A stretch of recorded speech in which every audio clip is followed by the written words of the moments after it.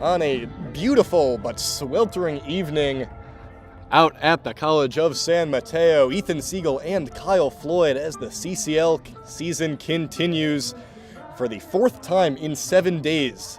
It is the Merchants versus the Menlo Park Legends, this time on the road for the first time this week, and we've got a good one on deck between two teams who could really use a win today, Kyle.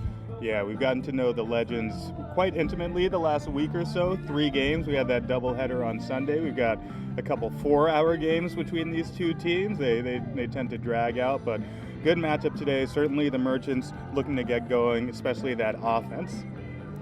Absolutely, you mentioned it. Yesterday, a 3-1, relatively quick game in comparison to what we've seen between these two teams. A 3-1 loss in Sonoma to the Stompers, and yes, one of those games is non-CCL, but the Merchants have lost 4 of their last 5, dating back to last Friday, and they're trying to get back into the win column. They've lost the hold of first place in the CCL North, now a game back of the Stompers. Currently have just a half game on Walnut Creek and 1 game on San Luis Obispo, so a must-win game as we get set for this start of action. We'll be back in just a moment after the national anthem here at the College of San Mateo. Don't go anywhere.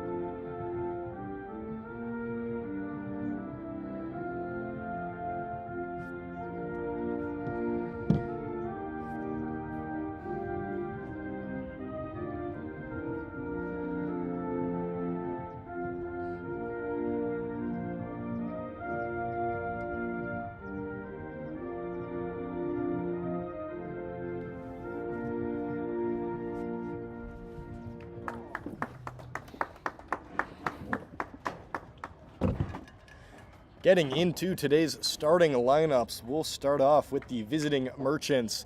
Batting first, it's a return to the lineup for Jack Bollinger, who hasn't played since early June, who's going to be hitting leadoff and playing center, following up Cy Turner, Jackson Nystrom, and Emmett Finney at the top of the order. Riley Winchell, Hayden Young, Goldberg, Caleb Latimer, Ben Giovanetti, and Fabian Gomez, for a lineup that is today without Ben Ryland, as we've seen for the past week, without Jace Jeremiah, as he's injured starting yesterday, and now without Dominic Nahar in today's game. We think just a rest day, we assume, for Nahar, but he's been... those 3 guys have maybe been the most consistent sources of production and on-base percentage for this team all season. And for a team desperate for offense, it's a different look lineup. Yeah, we began last week talking about the troubles of the pitching staff, but they've really picked it up over the last week. But the offense, to your point, Ethan, really struggling. 4 of the last 6 games, 5 hits or fewer. So not surprised to see some new names trying to get some good mojo going offensively today against this Legends pitching staff. And it really just hasn't been complimentary baseball this past week for the for the Merchants, Whenever the offense has been going, the pitching has struggled. Whenever the pitching has been going, like in yesterday's game, holding the Stompers to just 3 runs, the offense has been quiet. For the Menlo Park Legends, on the bump today is the righty Tyler LaChance. This summer, ladies and gentlemen, just 3 innings so far. He's making his 4th appearance of the season. Currently holds a 6 ERA. The righty LaChance getting a chance, we should say, against the Merchants. Yeah, and looking to hold it down, looking for some consistency in the zone, as all these Legends hurlers are. It's been the story most of the times that we faced Menlo Park, hit by pitches and walks. That's what's caused those 4-hour odysseys. Number 20, and it's going to be a little bit tougher, we presume, for him a couple of exits on Batting that Menlo cleanup Park for Merchants. offense. Tucker Beal, Left the fielder number shortstop, 21. Dane Mose, Emmett cleanup hitter, their Finney. leadoff hitter, their cleanup hitter have left for the rest of the summer. Batting So it's going to fifth, be catcher of number extra 17, importance for pitchers Riley like LaChance Winchell. to be able to hold the opposing offense down. You mentioned the absence of Batting those guys sixth, in the lineup, right but it's still fielder just a number six, pitching staff that has Hayden really Young struggled. Goldberg. Currently 10th in the CCL in ERA. Batting They allow seventh, 6 second runs baseman per number game 9, on the dot. That places them Caleb 11th Leitmer. in the California Collegiate League as we Batting are just eighth, moments away from Third first baseman number pitch. 28, Ben We still Giovanetti. read through the lineups. I mentioned batting it's ninth, first it's a baseman hot number one 8, today at the Fabian College Gomez. of San Mateo. Currently, it says 70 degrees, but it feels hotter than that with the turf field. We saw this between these two teams on Sunday out at Cañada College, where the turf made it feel about 10 degrees hotter than it was. We had the privilege of sitting And on the under a mound tent in tonight the for shade. the That is not the Legends case beginning it today. all. We are Number with the 27, players. Sun at our Tyler out in the sun. Lacazzi. Sorry about that. Sun at our back, but in beautiful San Mateo, we know that ocean breeze is coming soon. So just lock in these first few innings, Ethan, and I think we'll be okay. First pitch from LaChance. Fired in the zone. Bollinger swings at the first pitch. Mentioned he appeared in yesterday's lineup, pinch ran in the loss against the Stompers, but this is his first at-bat since June 8th against the Crawdads. Waits on the 0-1 from LaChance, misses outside. Had a chance to talk to him just before the start of today's contest and asked him about returning to the lineup, and he said he's excited, he's feeling real good, missed some time, just used it to get his mind and body right, said it was a handful of things, but is psyched to be back in the lineup and now works ahead 2-1 against the imposing LaChance, standing at 6'6", 200 pounds. The 2-1 lifted foul by Bollinger. We also spoke about Bollinger before the game. You dropped a note that his father owns a wooden bat company. It looks like he's got a custom bat right now. You see several rings lining that bat up and down, leading off in style. Now the 2-2 chopped in the direction of the first baseman, but jumped foul before reaching Mitchell Birdsall. For the Legends defensively, it's Cartwright catching behind the dish, infield from left to right. Carter Bleeker, James Bowes, Austin Rabago, and Mitchell Birdsall in the outfield. Quincy Villa, Charlie Dagler, and Emilio Feliciano. LaChance, a big righty on the mound, 6'6", 200, I believe you mentioned. The 2-2 pitch just poked. It was out of the zone, but Bollinger did enough with it to keep the at-bat alive. You mentioned that defense. It's a good Legends defense, currently third in the CCL in fielding percentage, just a tick below where the Merchants sit in second. It's two teams that have made sharp plays on the defensive end. Now the 2-2 once again is low, so Bollinger draws a long at-bat in his return to action. We talked about this off mic, Ethan, before the game, but these Legends pitchers, we talked about it on mic as well, the control is going to be paramount.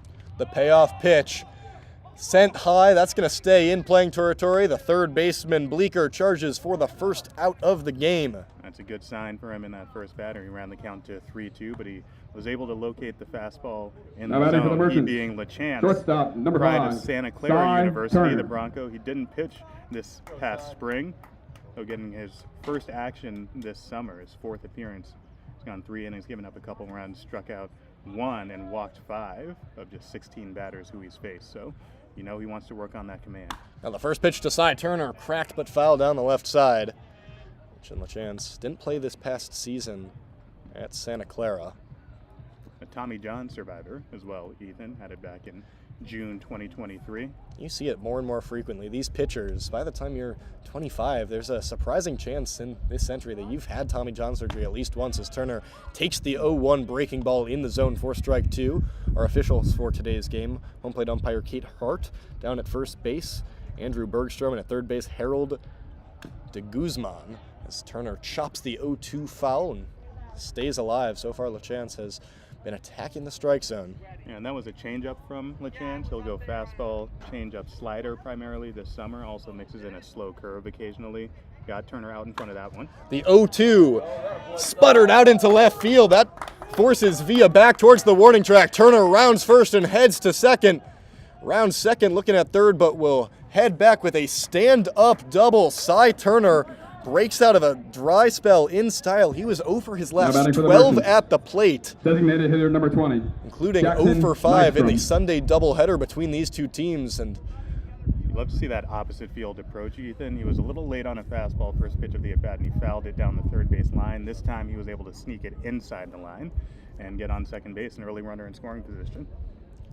We've seen slow starts for this offense in several of the last few games, with a double with one out and the three-hitter, the powerful Jackson Nystrom stepping in. A real chance as he sends the first pitch, a grounder just to the left of that third base line. I know you got some stats on what Nystrom's done this year, Ethan. I sure do. In the last 10 CCL games, hitting .387 with 9 runs batted in. He's 9th among eligible hitters in the entire CCL field in batting average. .341 on the season. Swings at the 0-1, chopped toward the Merchant dugout. We saw Bollinger go deep into the at-bat, running the count full, but Turner and Nystrom since have been aggressive in the zone. You know, LaChance wants to focus on coming into the zone. That's presumably what he's going to work at, and Merchants hitters, they're ready. It's the second straight batter. LaChance is up. No balls to 2 strikes against. Now the 0-2, kick and delivery, swing and a miss. Nystrom goes down, fanning at a breaking ball away from the zone for out number 2. Yeah, off-speed pitch from LaChance that time off the outside corner, and he got Nystrom just waving at it. Really good 2-strike pitch from him. Gonna look for him to mix in now batting for the a Merchants, little bit more of the left fielder, available number 21, synergy data. He's Emmett over Feeney. 80% fastballs this spring. That's not going to be good enough against this Merchants lineup, so good sign for him to mix it up a little bit in the early going. So with 2 outs and a runner in scoring position, Emmett Feeney walks into the batter's box. A .256 batting average this season, 4 runs batted in. Would love number 5 here to start the evening out right.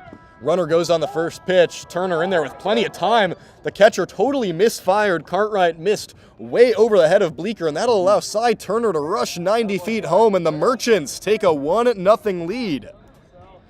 It'll be a stolen base and then should be an error on the catcher Cartwright to allow the run to score. You'll take that if you're the Merchants. We talked about the offensive struggles. You get the hit to get Turner on, the extra base hit. Those have been few and far between for Alameda, and now they come around on the error. This has been a theme in these Merchants Legends games. Free base runners and errors and mistakes giving runs to the other team. Looks like Cartwright was bemoaning that Emmett Feeney, who was in the batter's box, didn't get enough out of his way, causing the errant throw down to third as LaChance misses the pitch inside for ball 2. And he's entitled to that batter's box. Can't move, but he can stay right there. That's what you teach those right-handed hitters. You don't obstruct by the letter of the law, but maybe you obstruct. So now the bases are empty for Finney, who asks for time. Looked like there was a little bit of confusion on the count.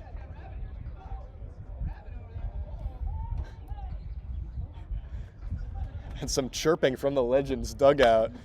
Finney slices one over the head of the first baseman Birdsall. That one's trailing into right field. Emmett Feeney gets aboard with a 2-out single. And the bats are coming alive early in this one for the Merchants. It's an offense that certainly needs it. How about 2 hits here in the first inning? Catcher number 17. That almost Riley matches their Winchell. total from the entire game yesterday. 2 hits and 2 opposite field hits, Ethan. You noted that he lined that down the right field line, and you really like to see that from an offense that's been struggling. It's a sign that they're not trying to overcompensate, trying to stay with their plan. That time, great swing by Finney.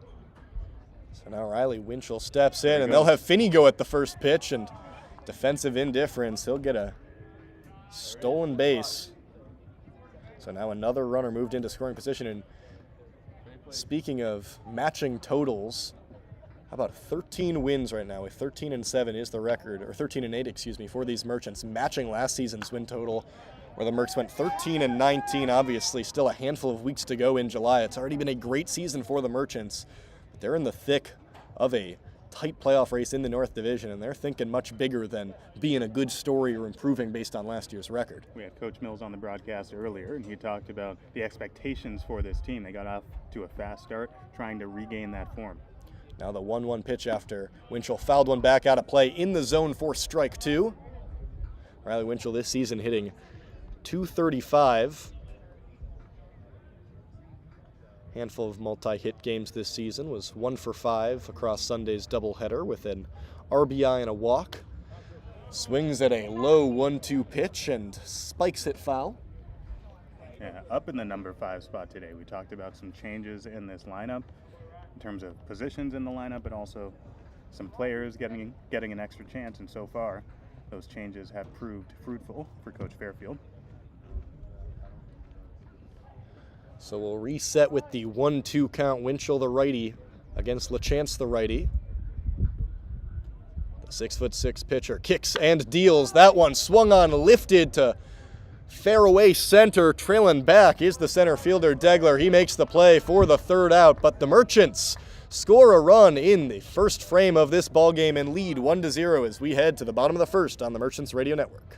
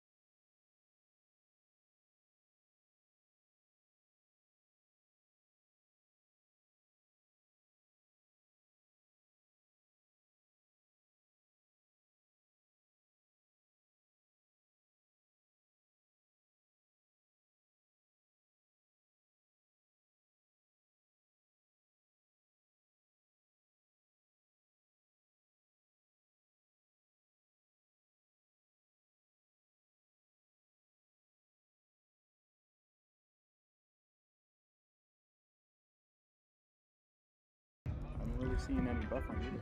Back for the bottom of the first inning.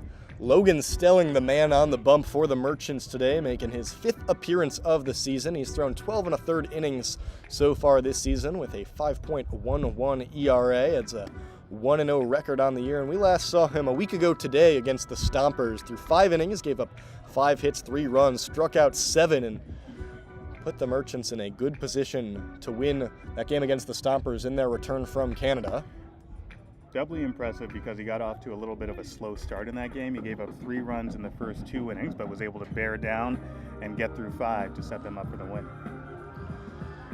It'll be 1, 2, 3 for the Legends. Now, Quincy Villa, Legends. James Bozan, Left Mitchell fielder number Birdsall, 3, Kyle, you Quincy mentioned Villa. Tucker Beal, not in the lineup for the rest of the season, in addition to Dane Most, who have been 2 of the most important producers for this Legends offense. Going to have to survive without those guys.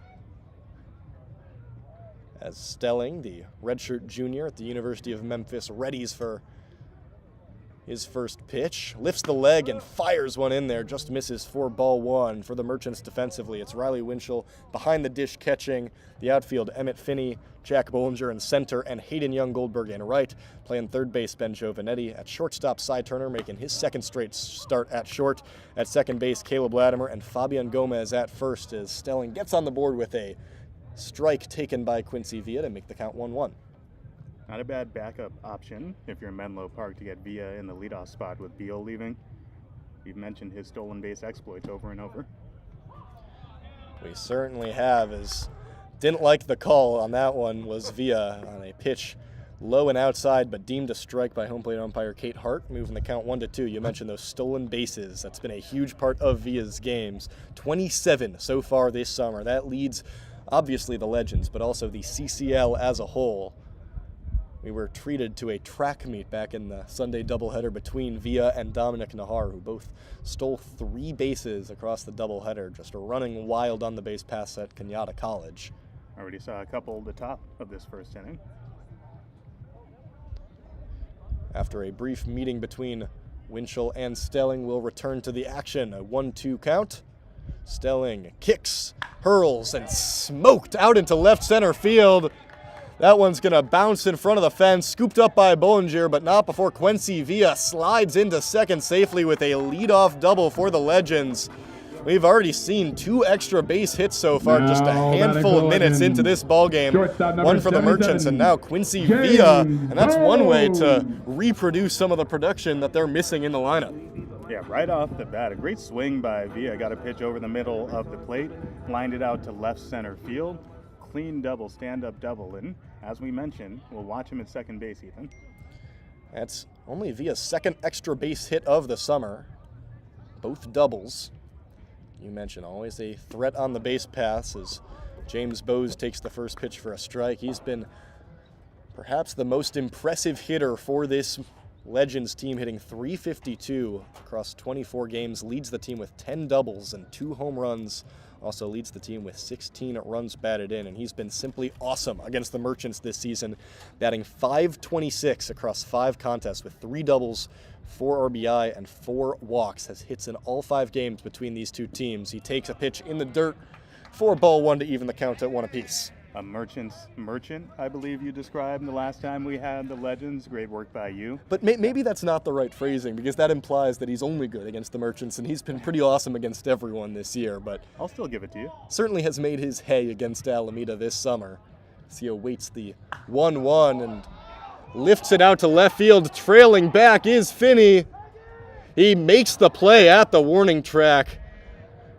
Tagging was via to move to third base. That ball probably went a good 340 feet, backed Finney all the way up. His back was against the Now, fence and just a that is few the feet Legends. away from a quick First response from the baseman number Legends. 14, But they move a runner over to third with 1 out. Birdsall. And not a great early sign if you're Stelling. A lot of hard contact to the pull side. That indicates that they're on that fastball. He left that one up, and Bowes just got under it enough to where they were able to make the catch in front of the fence out there in left field. But he's got to get down in the zone here against the middle of this lineup. Brings Mitchell Birdsall to the plate, one of the newer members of the Legends roster, and they're certainly happy to have him with, we continue to mention that production, exiting the lineup in the form of Most and Beal. Birdsall hitting .237 so far as he cracks one out into right center field. Another hard hit ball, that'll score via Birdsall. Will hold up at first, but an RBI single off the bat of the Legends catcher, and we all are all tied here in the bottom of the first. Now batting for the Legends. Another fastball left over the plate. Designated That hitter time number Birdsall 25, took it the other Will way, and Anderson. it's starting to look similar to the start of the game last week from Stelling when he got off to a slow start, and the hard contact certainly is troubling. It's the Legends wearing forest green on white today against the Merchants wearing royal blue on gray. An interesting color-on-color uniform matchup today. For Stelling, similar shade to what he wears in his collegiate career at the University of Memphis. This past season he made 4 appearances through 4 innings, 9 ERA, and a very small sample size, but he's having trouble finding the strike zone now against Will Anderson, who gets ahead 2-0. Yeah, Stelling is primarily fastball slider on the summer, almost 50-50, but so far it looks like about 90-10 fastballs, and the Legends have not missed them. Now readies for the 2-0 against the lefty Anderson. That one fouled back off the ground before advancing in the direction of the third baseman Giovanetti. That fastball had a little bit more zip on it, which is a good sign. We noted before the game that the bottom of both of these lineups are mixing in some new guys, maybe have some guys who are struggling. So it's really this 1 through 4, 1 through 5 for both teams that we're looking at to do a lot of the damage, and so far that's the case for Menlo. Stelling gets his sign and tosses in, but misses away for ball 3.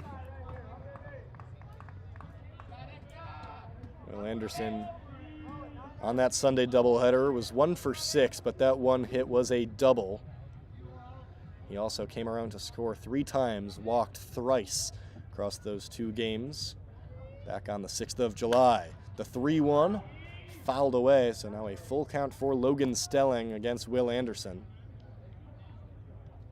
Such a big pitch, coming up here, Ethan. Merchants were held to 1 run in the top of the first. You want to keep this inning from snowballing. We talked about how well their pitching staff has done lately, how much better they've been since the calendar flipped to July. Don't want to lose it here. The payoff pitch from Stelling. The rock and delivery. Runner goes. Pitch is lifted and swung on, heading out towards right field. Under it is Young Goldberg, and he'll toss into first. Getting back with time to spare was Mitchell Birdsall, but that's another pitch we've seen sent out to the warning track. Should mention this ballpark here at the College of San Mateo, a little shallower than what we're used to seeing at Pat Bale Field, both in the corners of the outfield, but also in straightaway center, which reads 385 feet, about 15 feet shorter than Pat Bale Field. On that pitch, Ethan, shows you the kind of power that Will Anderson has. He was out in front of a slider down and away, and he pulled that fair almost over the fence in right field. That stayed in the zone a long time. Merchants are fortunate. So the second out of the inning is recorded, a crucial one, as Kyle mentioned, as Austin Rabago steps in. Another lefty in this Legends lineup. This summer hitting .271 in 19 games.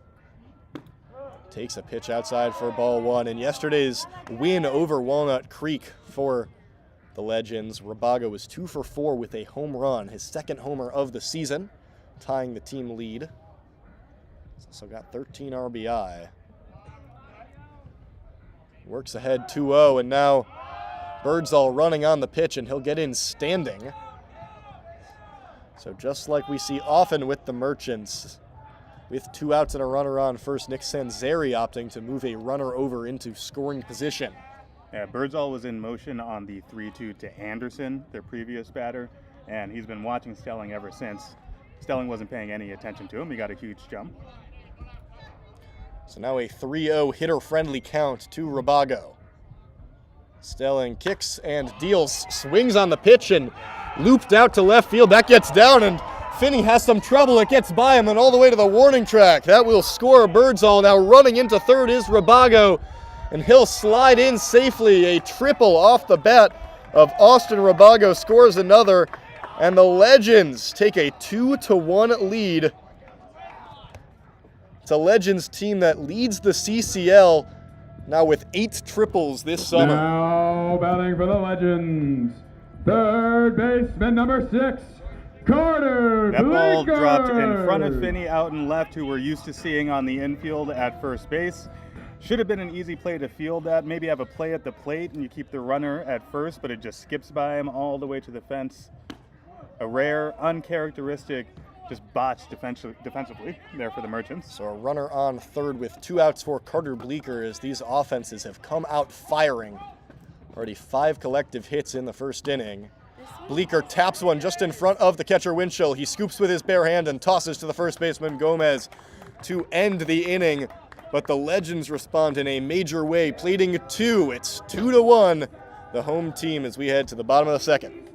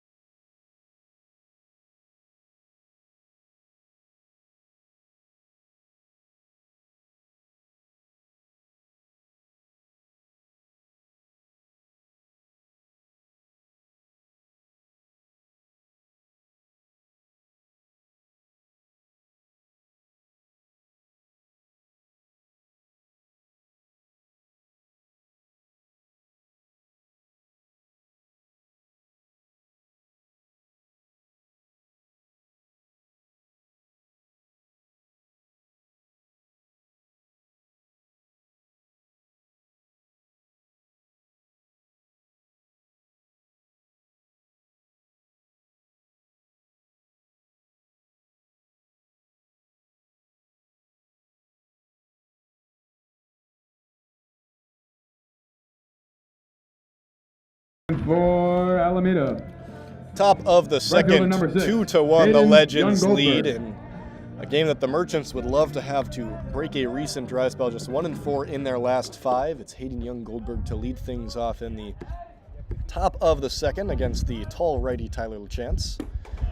It's the first pitch go by him for ball one. It was good to see the Merchants get on the board in that first inning. It was a bit of a sleepy performance by the offense yesterday. Didn't score until the fifth. Not a whole lot of fireworks offensively, so hopefully they can come back, avoid the shutdown inning. Young Goldberg chops the 1-0 pitch in the direction of the right fielder Feliciano. It gets down in front of him for another single. Already the third hit of the ball game for the Merchants. And Now batting for the Merchants. right as you were saying, on cue, Second baseman number 9. Young Goldberg Caleb breaks a dry Lathammer. spell of his own. He's hitting just 115 this season.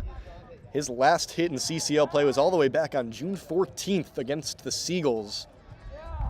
About 3 weeks in between hits, and good for young Goldberg to get back in the hits column with a leadoff single. Latimer offered up the first pitch. Some debate whether or not he went, but home plate umpire Kate Hart says he did, so strike one. Looked to me like he held up, but great to see young Goldberg getting in on the action earlier. Latimer is another one of those guys we want to get going, at least in terms of the hits, just batting 167 on the summer. Takes the 0-1 pitch, a breaking ball that missed low for ball one. Latimer pinch hit in yesterday's game, went 0 for 1 with a strikeout. Always gets on base, and we like that, but 0 for his last 11 with 6 walks, but want to see if he can impact the ball. The 1-1 pinches Latimer inside, forces him off the plate. Ball 2. Latimer just 1 hit in his last 10 CCL games, ranging back to 23 at-bats, but has 10 walks in that span, so has maintained being a productive player for the Merchants, but wanting those hits to come. He continues to fall down the lineup. It looks like that one went off the knob of the bat for strike 2. Yeah, and we've spoken a lot about the versatility of Latimer. You can bat him anywhere in the lineup. He's great defensively, great idea of the strike zone, and he's got great bat control as well. Just the hits haven't been falling for him so far. He's choked up on the bat slightly, awaiting the 2-2 pitch. Slammed back in the direction of the pitcher. Tosses over to second, but airmails it over to Rabago. A complete miss by LaChance, and it'll allow young Goldberg to advance not only to second, but all the way to third, and Latimer is safe at first. Now I batting for was the all Merchants. ready to talk about it, Third baseman number about how 28. tough a double play Ben that is to turn Giovanetti. sometimes for pitchers. Unnatural motion trying to throw off the mound, and it looked like LaChance was just trying to be too careful with it. He tried to lob it over there. He and had plenty was of time and well wide. well wide, and Maybe too much time there, Ethan. just Thought to about it. go back and offer a correction, they're ruling the Austin Rabago hit that I thought was a triple as an error by the left fielder on a single as the runner goes on the first pitch. A swing from Giovanetti. It's popped up to the shortstop, who's able to fire back and double up the Merchants on a double play. Latimer was going on the pitch. An unfortunate situation on a hit and run that stayed in the infield. Giovanetti pops out to the shortstop, baseman and number Latimer thrown out. Fabian Gomez. Young Goldberg still at third, but now 2 outs. Changes the complexion of this top of the second inning. Say things even out in this game. That evened out right away. They were given a gift and then just some bad luck. Latimer going on the pitch, and easy to double him off there. The baseball gods proving that perhaps there is karma in the world. You mentioned both of these teams atop the league leading fewest errors, not so far. Now Fabian Gomez splices one over to the shortstop. Bose scoops and tosses over for the out. A nice play. Bose to Birdsall to get out of the inning. Was looking dangerous there for a moment for the Merchants, but they come up empty in the top of the second. We'll head to the bottom of the inning with the Merchants still trailing 2-1.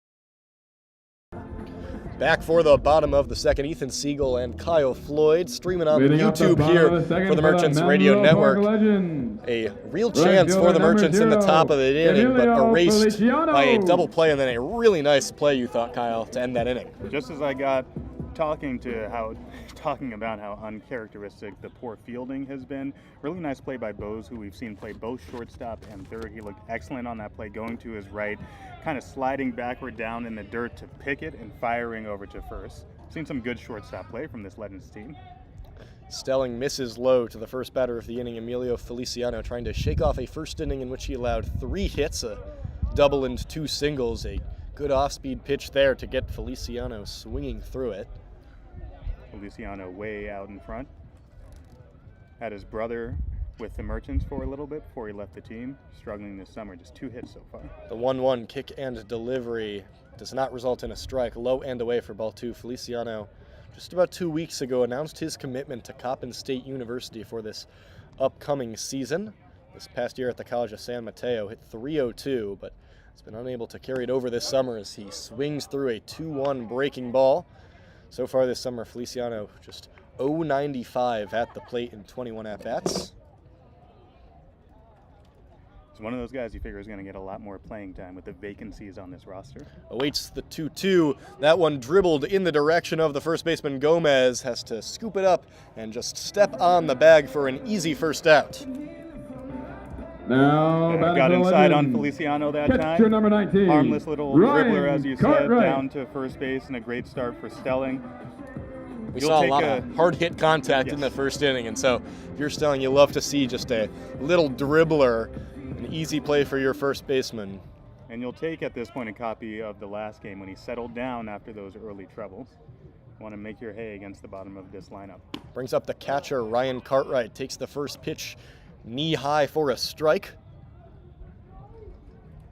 Cartwright hitting .208 thus far this summer, still looking for his first extra base hit and walk. Just 24 at-bats he's had so far, and another guy who's going to probably see more and more playing time in the middle and late stages of July is this Menlo Park team. Currently a handful of games back from a playoff spot, but still plenty of games to go. You know, they still have their sights set on the postseason. He chops one foul down the third baseline. Count moves to 1-2. And Cartwright, another one of those hitters who's struggling and plays catcher, so he gets in a fair amount of time, but 1 for his last 9. It's 208 on the summer. A lot of opportunity, really, for both these teams, searching for some offensive breakouts. The 1-2 pitch. Crushed out to right center field. And that's going to take one hop before meeting the glove of young Goldberg. Another single, already the 4th hit early in this Now game batting for the Legends. Legends. This time it's Center fielder Cartwright number 4, who reaches with a Charlie 1-out single. Degler. And unfortunately for Stelling, a real theme in the early going of this game, a 2-strike pitch that just catches way too much of the plate. Cartwright staying back for it, and right over the middle of the zone was able to slice it to right field. This is the Legends lineup. First time seeing Logan Stelling this summer. It's the point in the season where a lot of these lineups have seen not only these teams, but some of these individual pitchers as well. Is not the case against Logan Stelling, but they haven't needed to see many warm-up pitches. They've been teeing off early against the Memphis Tigers right-hander as he misses that time and falls far behind in the count against the 9-hitter Charlie Degler. He's been trying to hit the outside corner with that fastball, especially against these left-handed hitters all game. And some have been close, some like that pitch have been not close. And when you want to work the slider off that, it just makes both pitches ineffective. The 2-0 from the stretch. Wind up and tosses. That time he gets it there. Meets the strike zone and reacquaints himself with the strike column, making the count 2-1. Degler hitting .310 this summer, setting the table today for the top of the lineup. Checks back in on first base. Degler hasn't played in a little bit over a week, was out of the lineup since July 1st. These two teams really similarly constructed. They get on base a lot via the walk. They're aggressive when they're on base. They play good defense. See Cartwright bouncing off first there. The 2-1 pitch, chopped in the direction of Fabian Gomez. He's unable to get it. Latimer dives, and he's unable to get it as well. A sharply hit ball towards young Goldberg. He tosses it in, and now it gets past the third baseman, Giovanetti. and that will score a run. Cartwright comes all the way on the errant throw from young Goldberg, and the Legends extend their lead to 3-1. Degler advances to second on the error. Now We've already batting for the seen a Legends. handful of errors in this game as Left well. Now fielder number 2 3, for each side through just Quincy 2 innings of this Villa. game. Yeah, cue the yakety sax music on that one. That ball had eyes on it, getting just past the glove of Gomez, then past a diving Latimer to his left, and then just a sloppy throw, sloppy defense. And for a team that's struggling so much offensively, you really can't afford mistakes like that. So now a 3-1 ball game, and you mentioned how these teams comprised and make their hay in similar fashions. Also, both pitching staffs have been struggling recently, and a chance for some slumbering offenses to wake up against opposing pitching staffs that have not been their best over the past week. As we turn the lineup card over to Quincy Villa, who led things off with a double back in the bottom of the first, and now has a runner on second with 1 out. The runner goes on the 1-0 pitch. Winchell pops and fires, but in with plenty of time is Degler, the seldom seen second to third steal this summer in the CCL. Yeah, great jump by Cartwright, great throw by Winchell, but just didn't have enough time there. Cartwright did well to read the pitcher Stelling. And with the speed of Villa, you'll watch for a potential bunt here as well. See Gomez creeping in a little bit at first base. Now the 2-0 pitch. Villa backs away from it. The correct decision, and works himself ahead 3-0. Missing to that same side, this time fastball off the inside corner to a right-handed hitter. An arm side fastball not working for him. Not the batter you want to walk, and Stelling knows that as he fires the 3-0 pitch into the heart of the zone for a strike. Villa hitting .286 against Alameda this summer with 6 stolen bases in those games, and now he'll draw the walk on a pitch low in the zone as Villa trots down to first base, and I have to imagine that they'll try and move him over into scoring position with those 27 stolen bases. Might be, I mean, I would argue certainly a top 5 fastest player in the CCL, but also an underrated part of his base stealing skills, just his frame at 6'3", so when he slides, has that reach, has that arm length to be able to sneak by throws that are well timed. We'll get an early mound visit between TC Fairfield and the infield, with Logan Stelling really struggling in each of these first 2 frames. What have you seen from him so far? What would you diagnose as some of the issues? Well, I was getting ready to say that we should probably see a mound visit from Coach Fairfield here. I'd like to see Stelling maybe take a breath. It looks like he's getting frustrated with the continued missing with that fastball, and you could see him sort of speed up in between batters there, so he's really got to take a breath and reset. But there's not a whole lot to diagnose that isn't mental that Coach Fairfield would know more about than me. It's just location, Ethan. Location, especially when you're primarily a 2-pitch pitcher. You've got to be able to get in the zone with that fastball, and he just hasn't been able to do it. We have seen him do it in the past, as we mentioned a few times. A great start last week. So we see a pat on the back from Coach Fairfield, trying to encourage him, make sure he remembers who he is. If the Merchants are going to be good, Stelling is going to be good. It's starting to feel like a Merchants team that will go as far as the pitching staff will take them, and in June that was very far, surging to the top of the North CCL standings. But right now, the pitching staff, along with the team in terms of winning percentage, is reeling, as Villa does indeed go on the first offering to James Bowes. Winchell will not even attempt a throw with a runner standing on third. So now runners on second and third with 1 out, an 0-1 count to James Bowes, who flew out to left field, a deep fly out all the way back to the warning track back in the first inning. If he is able to replicate that same play, it would be a run on a sac fly, with now the infield pinching in. This time he sends one out into deep right field. Young Goldberg trails back to the warning track, snags it, but the runner is going to come in to score. That is Degler tapping on home, Villa advancing to third, and now it's 4-1 Legends.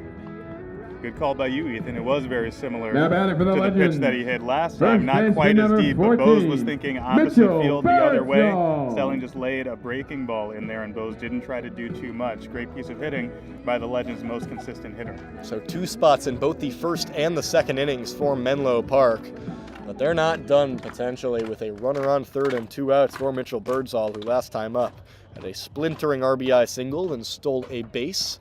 First pitch from Stelling, a breaking ball looping into the zone for strike 1. Great location on that pitch. A good sign to be able to get that into a right-handed batter. on the inside corner to a right-handed batter, excuse me. Now the 0-1 chucked into the dirt for ball one.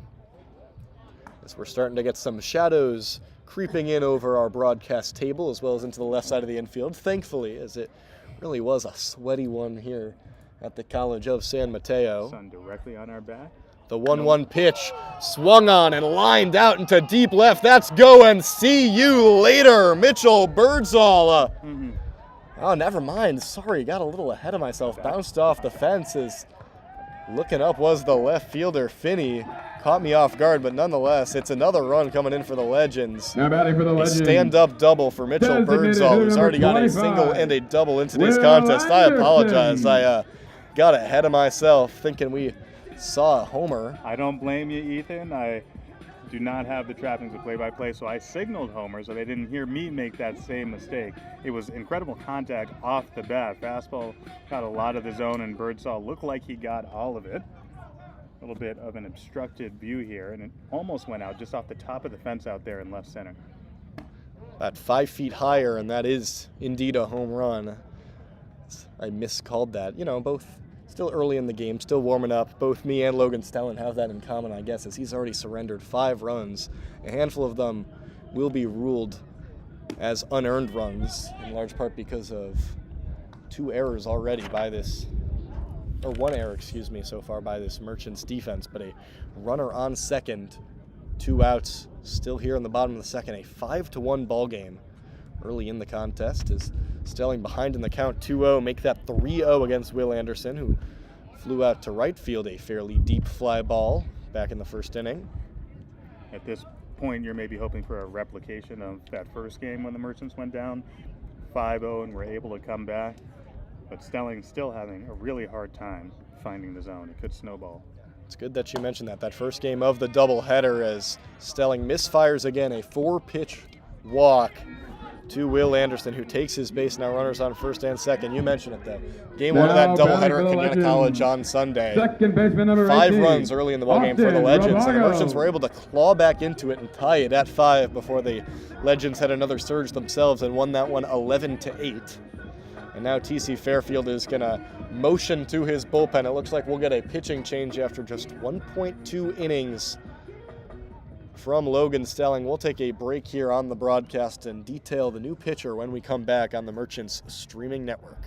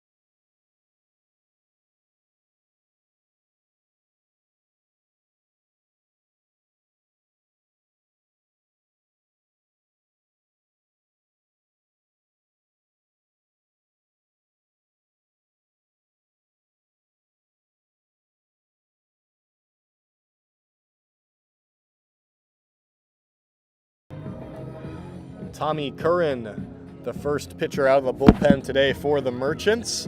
To close the book on Logan Stelling, he threw 5 outs in today's game, gave up 6 hits, 5 runs, walked 2 batters. Certainly not his finest outing, but now Tommy Curran, who's making his 5th appearance of the summer, steps in, has thrown 7 2/3 innings, 5.87 ERA. We last saw him on Sunday in that doubleheader against the Legends. He threw 2 2/3 innings, allowing 2 hits, 2 runs. Both were earned, walked 1, but struck out 6 and was rewarded with the win. He had some really good stuff going, offers fastball, changeup, slider, and those breaking balls were really doing some damage on Sunday. Yeah, looking for a replication of that performance. real tough for the Merchants with Stelling being chased early here. This is their 8th game in 8 days, Ethan, with that doubleheader on Sunday. They do have the day off tomorrow, but they were really hoping to get that length. This pitching staff has been taxed since this calendar is flipped to July. As you mentioned, Curran did well the last game. Need him to eat up some innings. He's got a left-handed hitter here. Steps in with a runner on second and 2 outs. Runner on first as well. The first pitch was a breaking ball attempt, but nowhere near the zone for ball 1 and dribbled past the catcher Winchell. Runners stay where they are. It's already been 3 hits in each of the first and second innings for the Legends. 2 runs in the first, 3 runs here in the second. Puts the score at 5-1 in favor of the home team early in this one, as chopping one back off the net is Rabago, who singled his first time up, was able to advance all the way to third base on a series of miscues from the Merchants defense.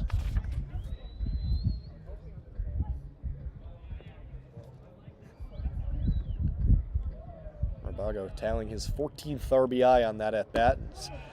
He takes the 1-1 pitch, a good one from Curran in the zone for strike 2. Don't want to belabor the point too much, but you saw me furiously scrolling through the past few games for the Merchants during that break in the action, just to confirm that they've used at least 4 pitchers in every game since they've come back from the tournament, including in that 7-inning game in the second game of the doubleheader. So now the 1-2 from the lefty Curran against the lefty Rabago. That one sent in the direction of the first baseman. It's fair, a line drive into left field. Finney running all the way over to the foul pole to collect. That will score Birdsall. Anderson now trotting home. That will score Anderson, a 2-run line drive double. And the hits and the runs just keep coming for Menlo Park. It's been a tough early start to this one for the Merchants. We opened this broadcast talking about the exits from this Menlo Park lineup and how much trouble they might have. Well, they're making us both look like fools. Just an offensive explosion and a great piece of hitting again. I feel like a broken record, but lefty on lefty, Rabago taking that pitch and lining it just inside the left field foul line. Looked like Finney had a little bit more trouble digging it out of the corner, allowing that second run to score as well. But it's just an onslaught right now, Ethan. It's now 4 hits and 2 walks this inning. Brings up Carter Bleeker, the 9th batter, as the Legends will hit through the order here in the bottom of the second. And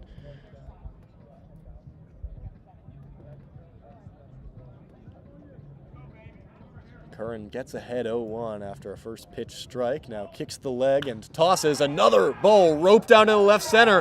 That's another hit, and that'll score Rabago. Bleeker will hold up at first.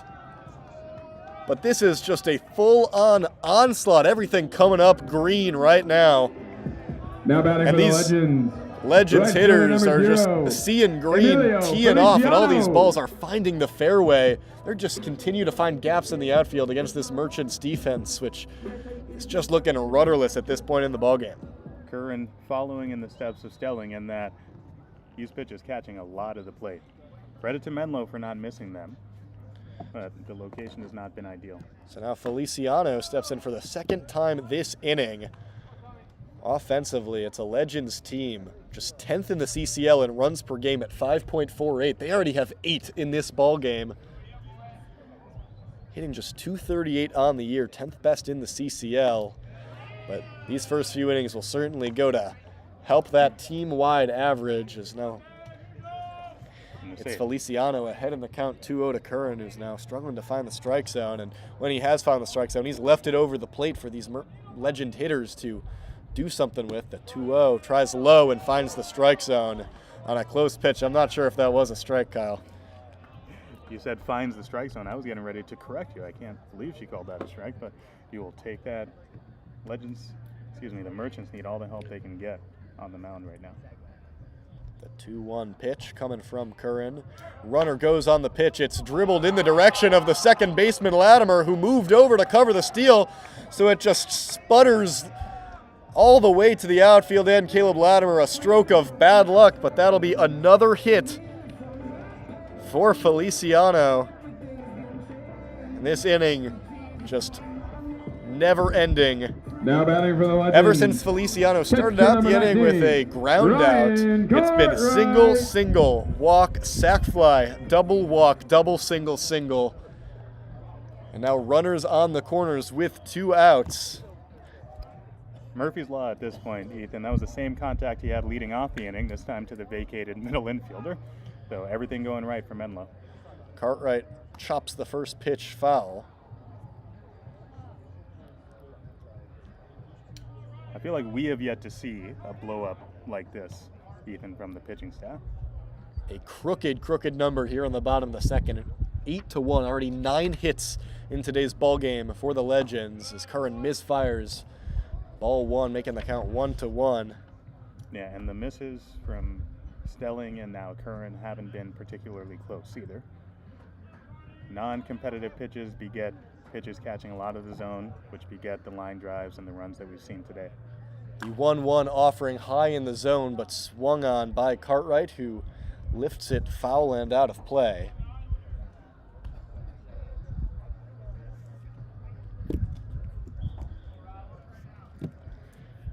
Cartwright singled earlier this inning, an inning that has now seen 11 Legend batters step into the batter's box. They might not be done. It's a 1-2 count with runners on the corners as Curran steps off with a runner going, but misfires to the second baseman Latimer. That will allow another run to score. Bleeker comes across. Feliciano advances all the way to third. The Merchants just can't do anything right early in this ball game. Yeah, knowing tap of the chest by Curran there. He knows he messed up there. He has lost focus. He's getting beat up on the mound, and that time he should have had the runner easily at second. Just turn and throw to second base. He tried to throw to a moving target instead and missed him completely. We saw LaChance have an issue on something similar on a ground ball back to him. That time it should have been an easy pickle, as still a chance to end this inning against Cartwright, but misses low, so now a 2-2 count with a runner on third. Score now reads 9-1 in favor of the Legends as Cartwright fouls one off. These Merchants fielders have been standing out in the field for what feels like eons, chasing balls if you're an outfielder. 2-2 count. Curran tries again, goes to the breaking ball and just misses. It was a close pitch, but home plate umpire Kate Hart certainly not giving the Merchants any breaks despite the tough inning. So now a full count. Curran v. Cartwright, lefty pitcher versus righty hitter. The payoff pitch swung on, chopped softly in the direction of Cy Turner, scoops with the glove, moves it over to his throwing hand, and unable to scoop it is Gomez. Things have gone from bad to worse to catastrophic here in the second inning. Another run comes across. Now it's 10-1. Legends lead and another error. Now batting for the Looked like Legends. Turner just couldn't get the Center handle fielder number 4, initially coming out of the Charlie glove. Degler. He double clutched, but Cartwright's got speed for a catcher. We saw the stolen base earlier, and so he tried to rush it, skipped it in the dirt. Gomez couldn't pick it.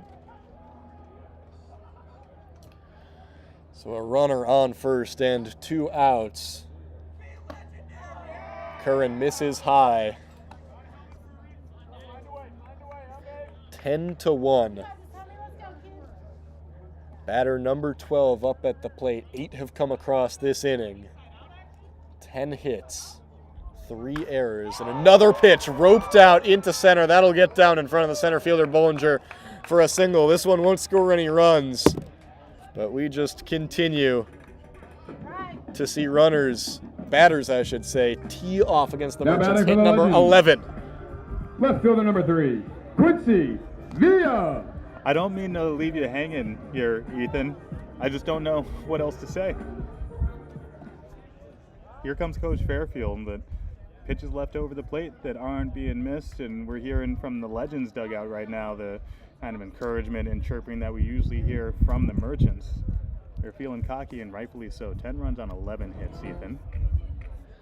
They're currently ruling that play by Cy Turner that Gomez couldn't scoop as another hit, which might get reviewed. We'll see if that gets changed to an error in between the break.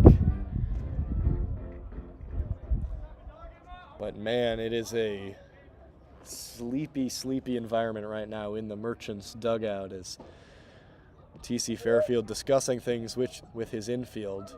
And, last time when they were down 5-0 against this team, we said that last time we talked to TC Fairfield, he told us this team has confidence that they're going to come back no matter what the score is. And they did in that game when they were trailing by 5. But it feels a little bit different here with a 9-run deficit early in this game. We know the effort's still going to be there offensively, but certainly a big mountain to climb when and if they do get to the next half inning. But again, feels like we've jinxed them. We mentioned how the pitching staff has really done well since July has begun. Batters were only hitting .220 on the summer against Merchants pitching, and we got to assume that's gone up quite a bit. It brings up Quincy Villa for the 3rd time in 2 innings. He's got runners on first and second. He's already walked and doubled in this ball game. Curran fires the 0-1 pitch. That one looped out to right field. Young Goldberg under it and mercifully ends this never-ending second inning. 8 runs plated by the Legends. Scoreboard a crooked number. 10-1. Menlo Park leads after 2.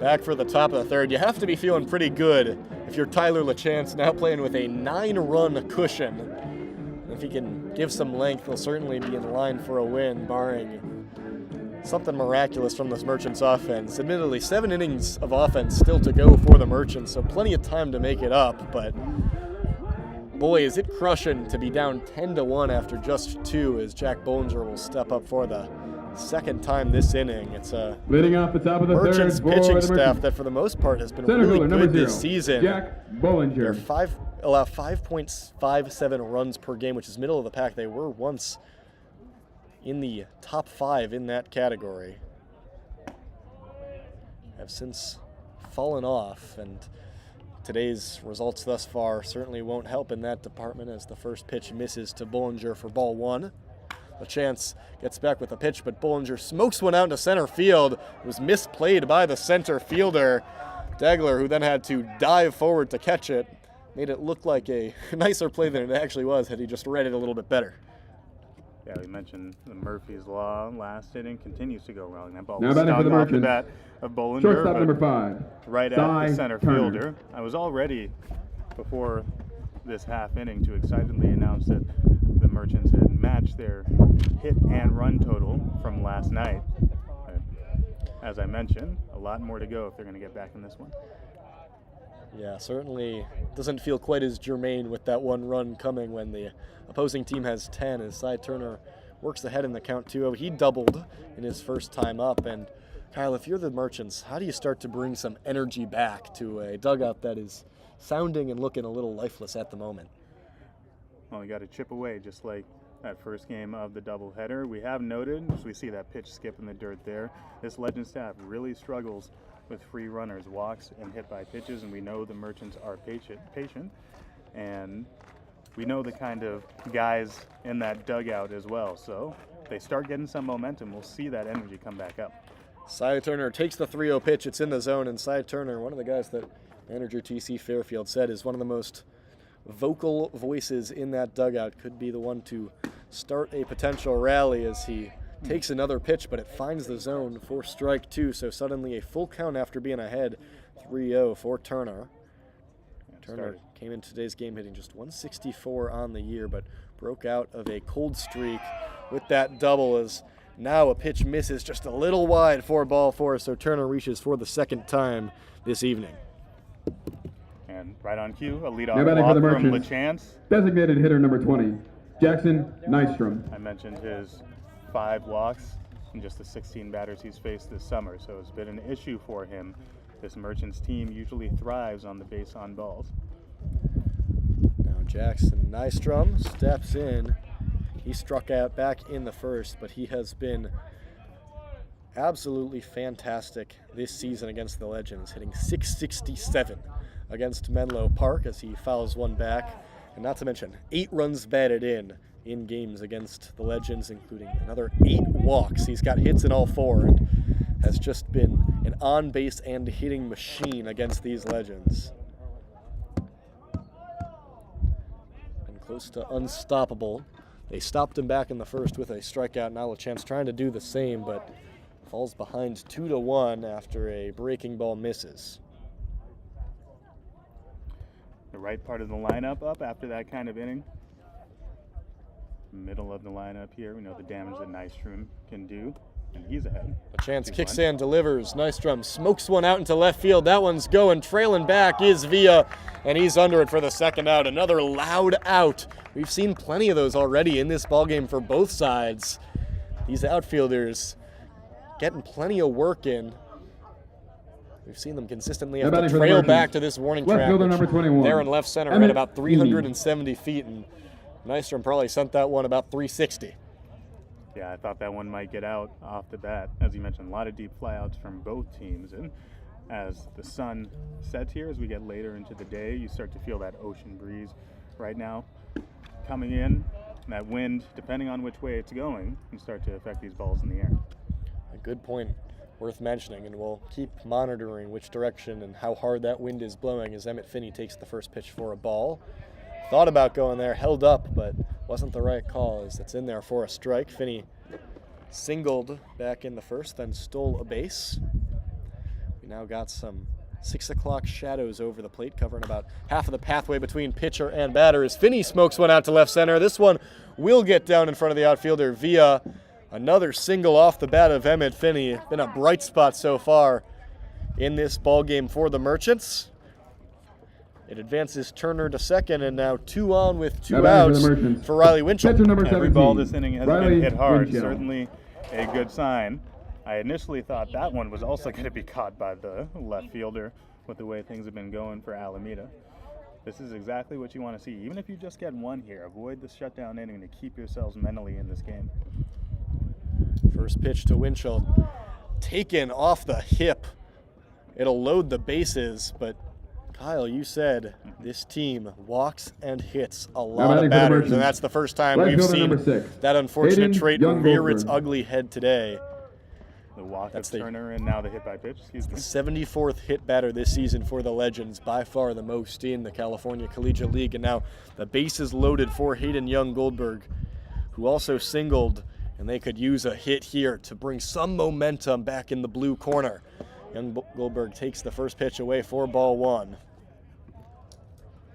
Yeah, LaChance really struggling with his command this inning. Gotta figure just try to sit fastball when he comes in the zone with him. The 1-0 misses outside.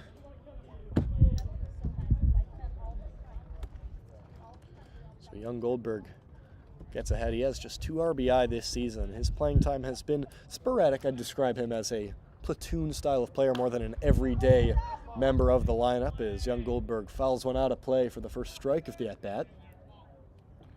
Didn't play this spring, but started at Monterey Peninsula College the spring before. Hit .329, .423 on base. He's struggled so far. He has gotten on base this summer. Trying to get a hit. The 2-1 was high in the zone, checking to see whether Young Goldberg went. He did not, according to the third base umpire, Harold de Guzman. Has 3 hits on the summer, but a .395 on base. He'll take a hit or a walk here. The 3-1 pitch swung on, and that's cracked out into left field. Villa's under it for another out. The Merchants had a good chance to make up a few runs, but leave the bases loaded in the top of the third. Score remains 10-1. You're listening to the Merchants Radio Network.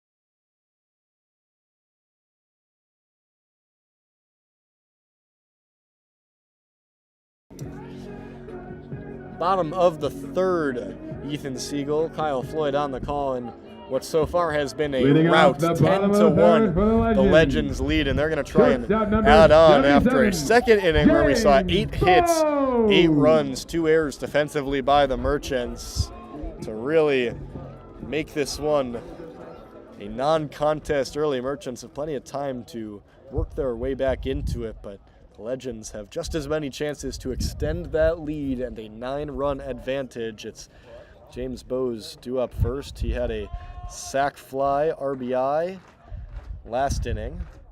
Was one of a handful of Legends hitters who only got to bat once in the second inning, an inning in which we saw 13 batters come to the plate. 8 of them come across to score. And now Bowes swings at a pitch, and that gets past the infield.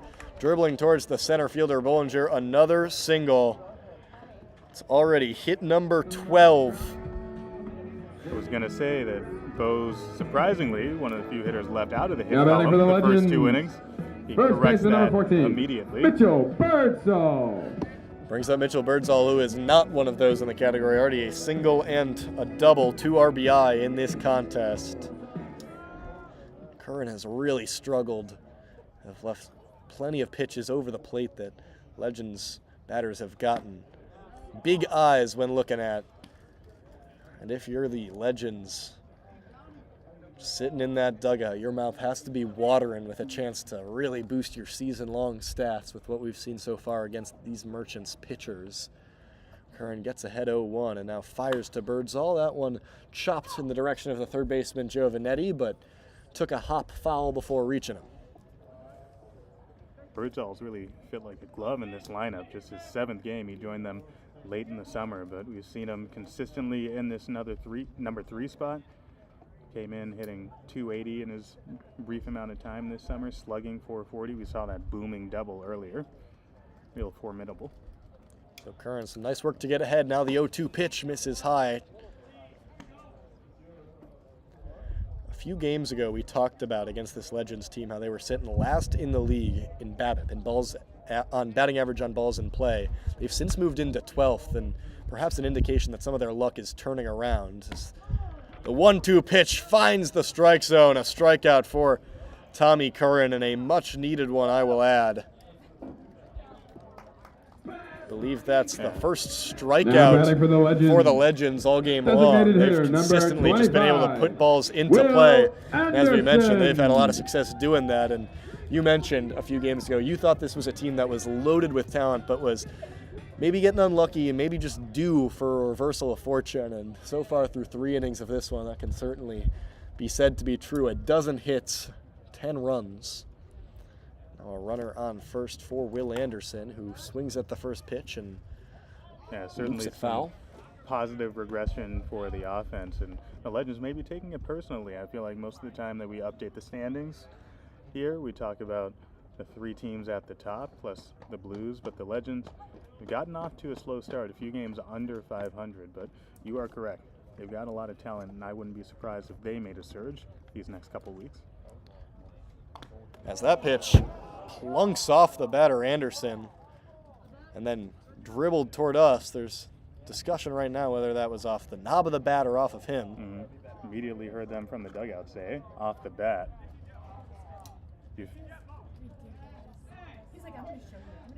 But it looks like home plate umpire Kate Hart will give a base to Will Anderson. We saw a similar issue on the 4th of July game against the Anchors, in which the ball hit the knob and then the batter, and it brought T.C. Fairfield out of the dugout, as is the case right now, who will talk with Kate Hart.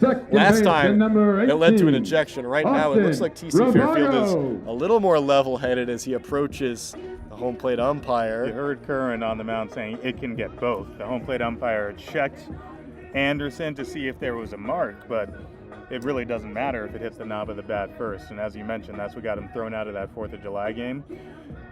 You imagine he's not going to get thrown out of this one? With this team needing to come back, probably wants to stay here with his guys, and now he does retreat to the dugout. He got them to, ask for the umpires to confer.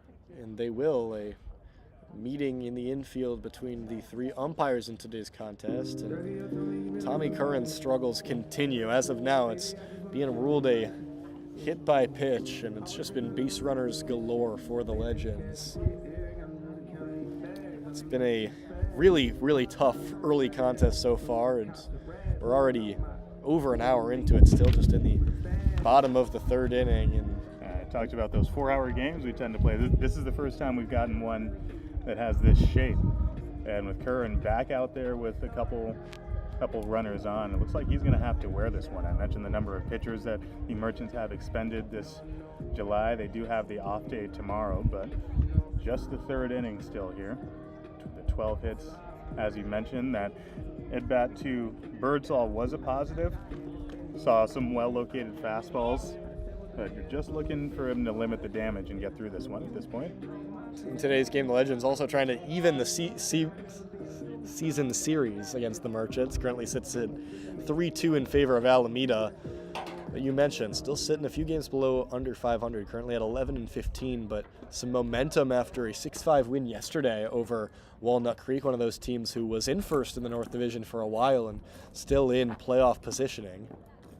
So we'll reset the first pitch to Austin Rabago in there for a strike.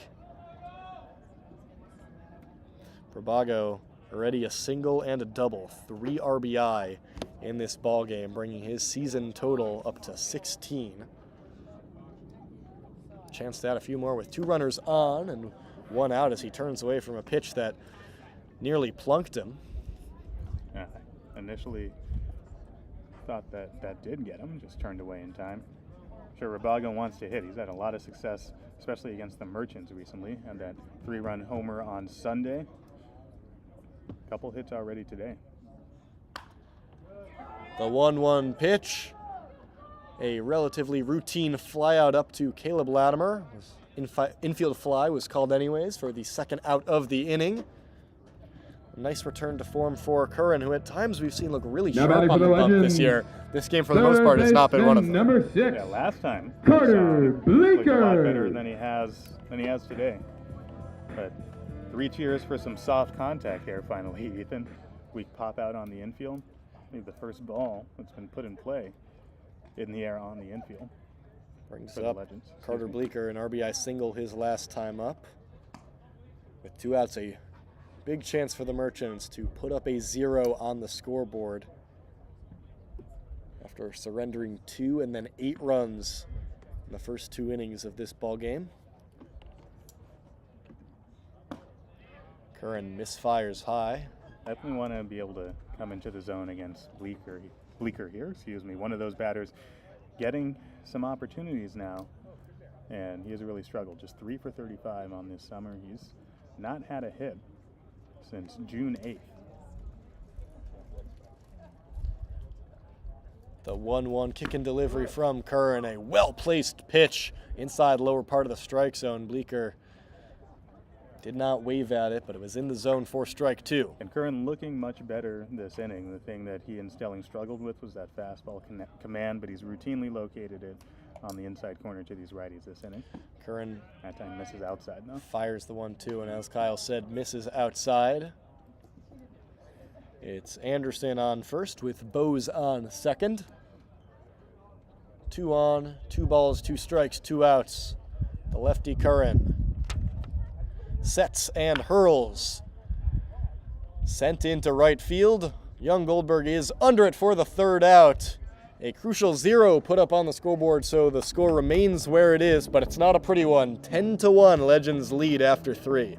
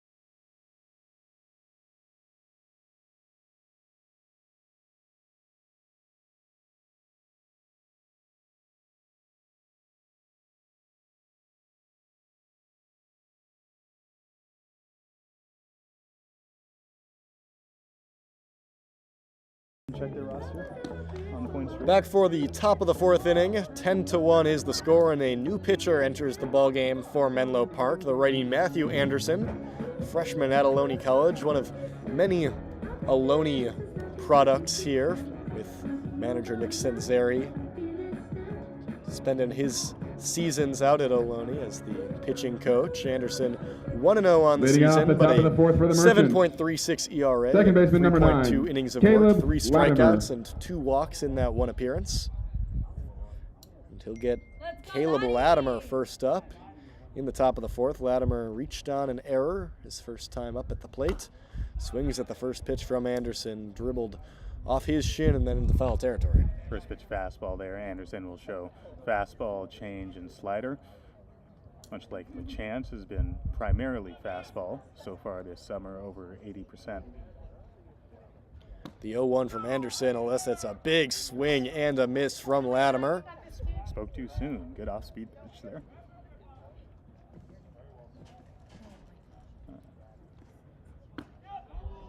Nearly found the zone again on an 0-2 pitch, but a good eye from Latimer, who brings a nearly 22% walk rate into this game, hitting just 167, but we've been covering his proficiency at getting on base. Thought about going on a pitch high in the zone, but held back. Some good restraint by Latimer to work himself back into the count. Yeah, Latimer says he models his game after one of your favorites, Francisco Lindor, also Mason Wynn. Two good examples to follow.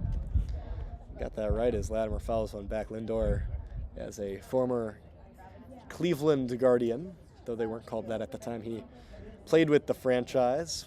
Perhaps my favorite childhood player, and it sounds like might have been Latimer's as well, as he sends one down the third base line, but foul. Although Latimer does list his favorite athlete overall as Saquon Barkley. Yeah, you see his actions on defense, and you believe that he models his game after some of the game's best defensive shortstops. Yeah, but you've also smooth. seen those hops at second base, just like notoriously Saquon Barkley, a backwards hurdle as he swings through a pitch, but it was dropped by the catcher and now dropped by the first baseman as Latimer tumbles in past the first baseline. A reach on a drop third strike.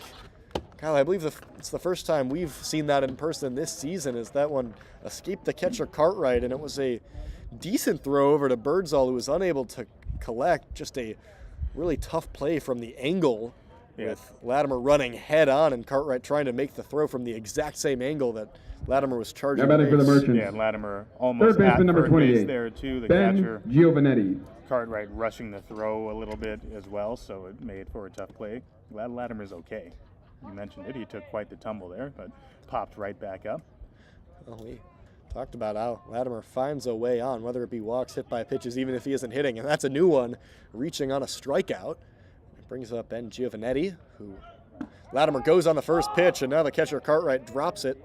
So a stolen base for Latimer, and defensive miscue coming back to haunt the legends already.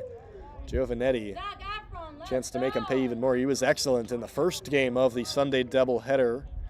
Went 3 for 3, 2 hit by pitch, a towering home run, and 4 runs batted in. Couldn't build off that in the second game. Had a single in yesterday's contest against Sonoma. And now he spikes one towards the shortstop. It's scooped by Bose, holds the runner where he is, and confidently tosses to Birdsall for the first out of the fourth inning. Don't like the ground out there, but we do like Now batting that for the we're starting to Merchants. see Giovanetti make First a lot more baseman number 8, contact. You mentioned the Fabian homer Gomez. from the other day that was stung. If he's got his bat making contact, we know that he can do a lot of damage with it. So some solace that you might take from this one if we continue to see that from Ben. It's a good point with Giovanetti, who a few days ago had a strikeout rate just over 40%, now sitting just over 30%, as Latimer now dashes towards third base, and once again, an issue on the exchange from mitt to hand for the catcher Cartwright allows Latimer to snag another base and advance another 90 feet, and now the sacrifice fly in play with a runner on third and 1 out. You mentioned Saquon Barkley. I think even he would be impressed with how big a jump that Latimer got there. 1-0 pitch now to Gomez in the zone for a strike. Tough inning defensively for catcher Cartwright, by the way. Second time he allowed a stolen base, unable to get the ball out of his glove on a transfer. Had the errant throw down to first base as well. Made a nice throw that last time, but especially with how wild this Menlo Park staff is, hard to compound it with substandard catcher play. Gomez takes a huge hack at a 1-1 pitch and falls behind for Latimer. Those stolen bases are numbers 7 and 8 for him this season. But Gomez is going to be the one tasked with bringing him home, and as I mentioned, a sac fly will do it, but that will not be the case. He swings and misses once again and goes down swinging. A strikeout for Matthew Anderson for the second out of the inning. You think 10-2 game, how do you stay locked Now batting for the Merchants. in the fourth inning? It's Center fielder number situations like 0, that Jack that Bollinger. throw away the scoreboard. How do we make sure we execute when we have a runner on third and less than 2 outs? How do we make sure we get the bat on the ball? It's the little moments like that within the game that you still want to make sure that you stay on top of, because it'll serve you if you get into that groove in future games. Anderson keeps on rolling, firing in a first pitch strike to Jack Bollinger. Is 0 for 2 with 2 flyouts. And credit to Anderson, who, after getting a strikeout, had to deal with a runner on base through no fault of his own and responded with getting a ground out and a strikeout as Bollinger lifts one in the direction of the center fielder Degler. Under it for a quick third out. Another scoreless inning for the Merchants will not aid them in their mighty comeback effort. Score still sits at 10-1. We'll head to the home half of the fourth on the Merchants streaming network.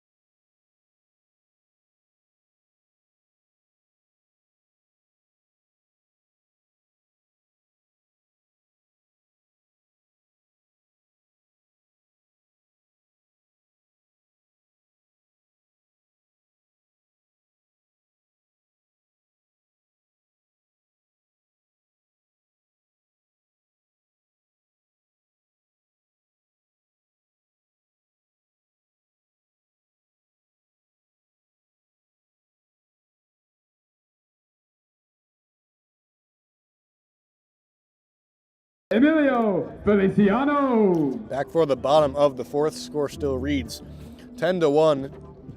Tommy Curran still in the game. Kyle perhaps just trying to see what the lefty has after he didn't play for much in the month of June. Fires a first pitch strike, or perhaps just a instance of the sunk cost fallacy, one might even say. Already down 9, just a handful of innings into this game. And you dropped a Jermaine earlier, now a sunk cost fallacy? I told Guy's you, on it. after it. getting on you the other day for, what was the word choice? I believe it was nomadic. Nomadic. You could have also gone with itinerant. I like that. I mean, honestly, I think folks are coming to the Merchant Streaming Network to just essentially be the Merriam-Webster dictionary and learn new words. To do some homework. Some nice work by Curran to fire a few competitive pitches in a row, and he finds himself up 1-2 in the count against Emilio Feliciano. Perhaps too little, too late in terms of the result, but you certainly like to see him recover and be in the zone these last couple innings. Now Feliciano skies one foul. He batted twice back in the second inning, started the inning with a ground out, and then came back and singled, came around to score.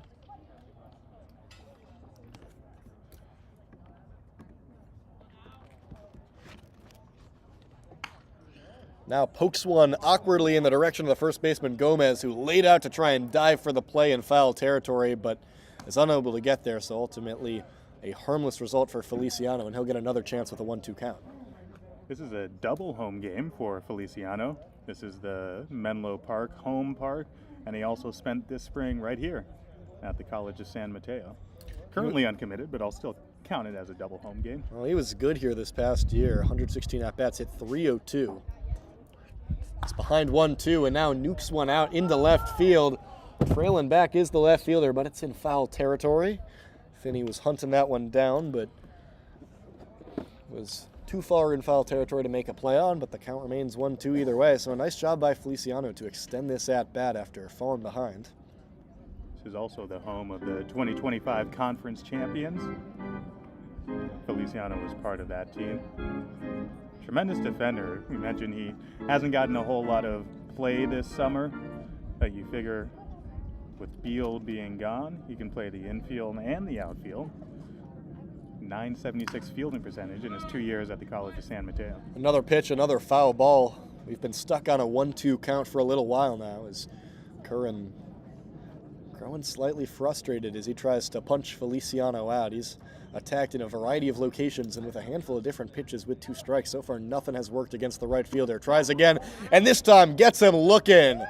A backwards K for Tommy Curran to start things out here in the 4th inning, and what a battle that at-bat was, and the pitcher emerges victorious. Yeah, the benefit of having a deep bag there. You mentioned how long that at-bat was going. Eventually was able to pinpoint a slider in there. It just froze Feliciano at the Now plate. batting for the Legends, catcher number 19, Ryan Cartwright. Brings up Ryan Cartwright, who's already singled twice in this ballgame.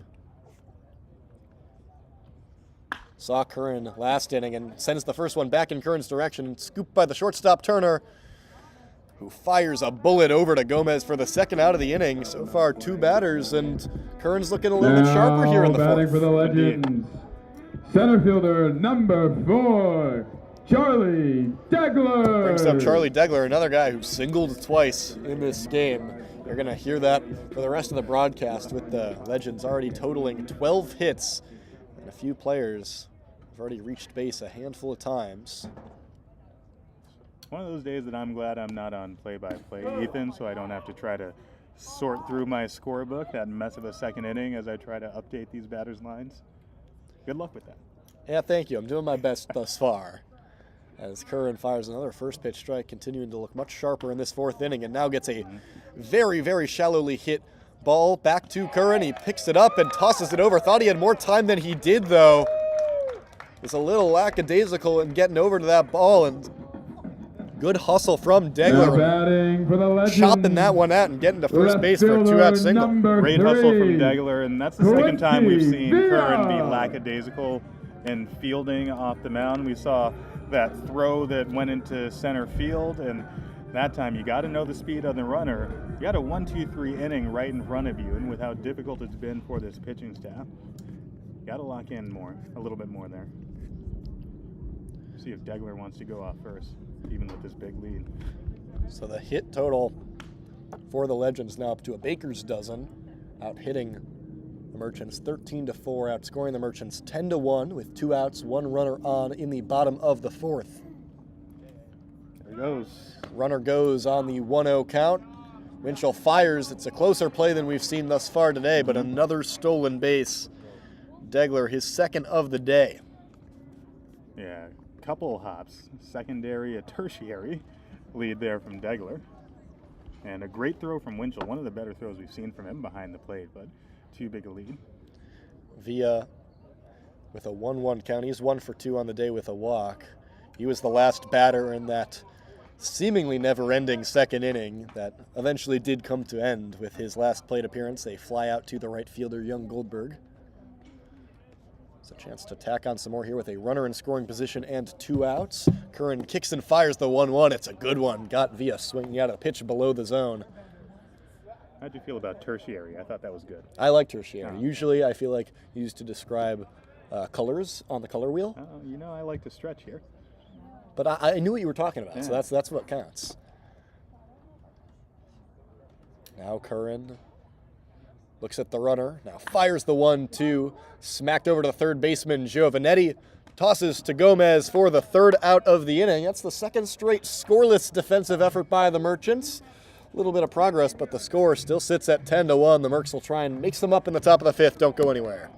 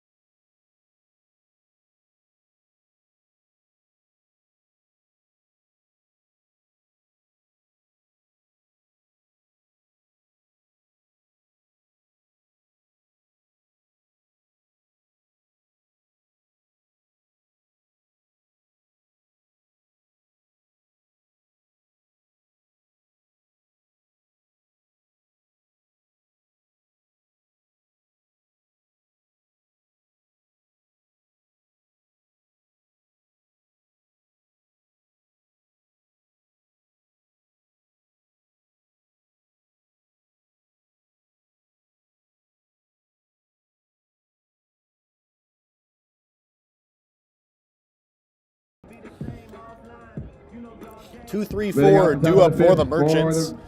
It's Cy Turner who will start things off against another inning of work up from Matthew Anderson, who was really sharp. Recorded 4 outs really last inning, including a drop third strike.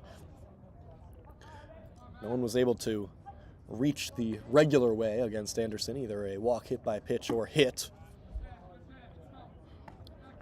Real benefit in a blowout like this to maybe take a look at some pitchers who haven't gotten a whole lot of play. Maybe you want to get them some innings, see what they've got. So far, what Anderson has got has been good. So far, not looking quite as sharp against the leadoff batter, Cy Turner. First 2 pitches, both misfired the 2-0. Now the 2-0 pitch is rocked foul by Turner. Ran the count to 2-1. And for the Merchants, who sit at 13-8 on the season, as they were reading some scores across the CCL. It's currently Walnut Creek who leads the Stompers, which with a Merchants loss would bring the Mercs all the way down into 3rd place, a half game back of Walnut Creek. Luckily, being aided by San Luis Obispo, the Blues are losing currently against the Foresters, as Turner thought he had drawn a walk, but that pitch called a strike by home plate umpire Kate Hart. It's his 2nd consecutive at-bat where Turner thought he drew the walk. Last time the next pitch missed. See if we have a repeat. So now a payoff pitch from Anderson, swung on, and jetted out to left center field, turn around in first and going for his second double of the ball game. He's going to keep going. He's headed for 3.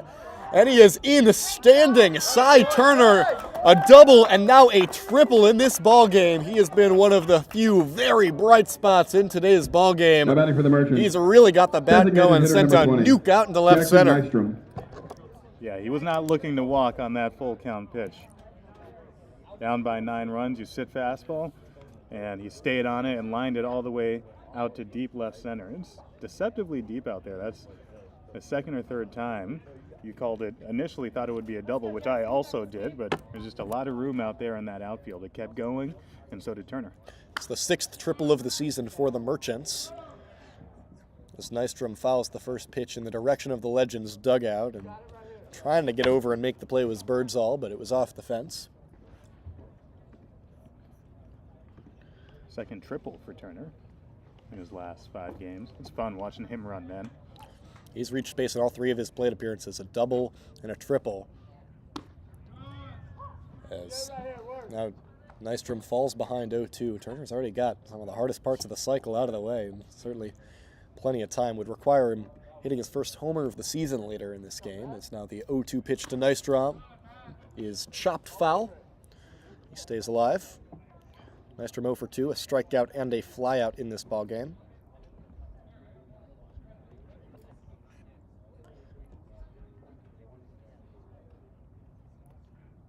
And now swings through an off-speed pitch left high in the zone, and it fooled Nystrom, got him swinging out of his cleats for the first out of the inning. Yeah, it looked like a pitch that actually backed up. And Now batting in for a the situation like that, Left fielder you number 21. recognize the off Emmett speed and you Beatty. want to stay off it, but then you think, oh, pleat, there's a pitch up in the zone that I should be able to handle, but it was too late by the time he decided to swing at it.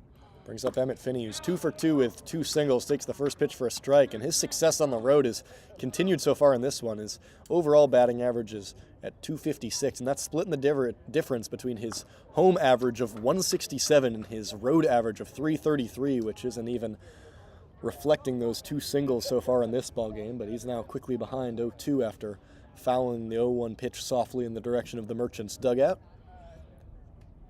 Anderson readies, kicks, fires, and Finney was a little bit ahead of that one. Was able to put the bat on it and got a hold of it, but fouled once again, so the count stays at 0-2.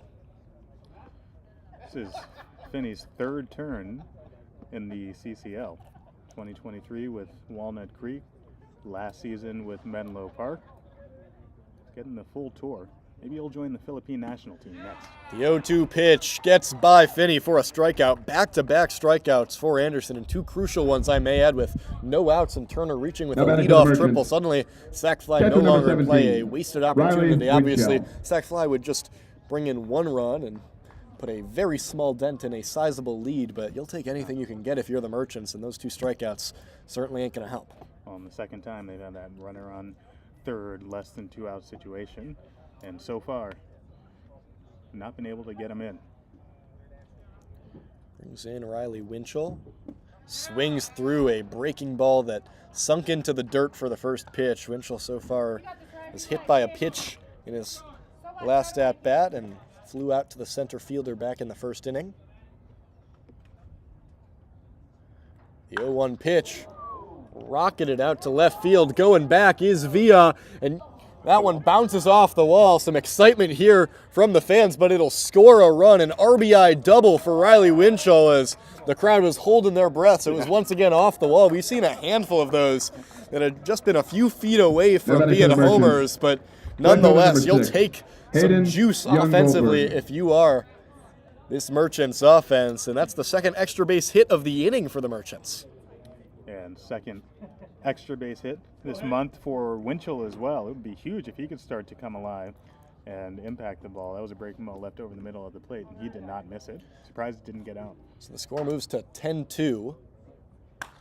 And now swinging at the first pitch is Young Goldberg, and that's going to drop in left center. Winchell rounding third and dashing home. He'll come in to score, make it 10-3. And suddenly we got some energy here in the Merchants bullpen. Back-to-back RBI hits for Winchell and Young Goldberg, and now we got a football Now score. batting The for the Merchants only Merchants. trail by a touchdown. It's Second 10-3. baseman number 9. Just 2 grand slams Caleb away, Ethan. Latimer. You took that fastball the other way out into left center field. That's what you want to do. You got a big deficit like this. Why not go up there hunting your pitch? Young Goldberg did just that. Young Goldberg's first multi-hit game of the summer. Right after Riley Winchell tacks on his second RBI of the summer. Third extra base hit, and Young Goldberg doing some nice work to boost that average with 2 hits. Came in at 115 and will certainly look a lot nicer after today's contest. He's got an OBP now above 400 on the summer, as Anderson wants to check in on Young Goldberg, who is also quite speedy on the base paths, 4 stolen bases this season, and faked him out. Looked like he was going to go and ended up holding back as the pitch to Latimer found the zone for a strike, making the count 1-1 against the second baseman, who reached last time on that dropped third strike, and then stole 2 bases. Good eye this time by Latimer to take a pitch below the knees. It's a close one for ball 2. Certainly a good sign to see. As I mentioned, Winchell getting in on the offensive action, and behind him, Young Goldberg hits number 4 and 5 this summer. Latimer, another one of those guys who are trying to get going. And now Young Goldberg will go, and he will, a close play. The ball bounced off of his helmet and then sputtered out into the outfield, and now he's going to dash for third. It's going to be a close play at the bag, but Young Goldberg is in safely. That's a great throw by Cartwright, and just a bad stroke of luck to bean Young Goldberg in the head, and it'll give him an extra 90 feet as a result. This game has had a little bit of everything, hasn't it? That was actually a better throw from behind the plate by Cartwright. It got kind of that tail that you generally like to see, sort of going into the runner, so you bring the tag right into the runner, but unfortunately it tailed too much right off the noggin of Young Goldberg. He had to hop back up quick, get those moccasins going again, and he did, all the way over to third base. It's been a weird game so far. We've seen balls bouncing off of heads. We've seen pitchers with untimely fielding errors. We've seen a drop third strike, and we're still only in the top of the 5th. It's a 10-3 ball game, and now a chance to bring more runs in. Latimer fouls that pitch off, keeping the count at 2-2. They don't serve dinner here, do they? It's looking like we will be in store for another lengthy one, so hopefully those of you listening are buckled in and sitting in a comfy environment. Have something to eat for me. It's now 2 balls, 2 strikes, 2 outs. Runner on third. Latimer takes the pitch, another good eye, and now works the count full. They're going to call that an error by the catcher, unfortunately, as it's being ruled currently in point streak. And despite having just 3 runs and trailing by 7, the Merchants do have 7 hits through 5. The offense has awoken a little bit in comparison to recent days, as Latimer just gets enough of the payoff pitch to keep the count where it is, spoil the at-bat, and we've seen so many veteran at-bats from Caleb Latimer this summer. You also called it earlier in this broadcast, Ethan, that the trouble so much lately for the Merchants is getting all phases going together, so the offense has picked it up today, but unfortunately the pitching struggle. Another pitch fouled off. It's been a lengthy at-bat from Latimer. I believe the upcoming pitch will be number 9 of the at-bat for the second baseman. For number 9.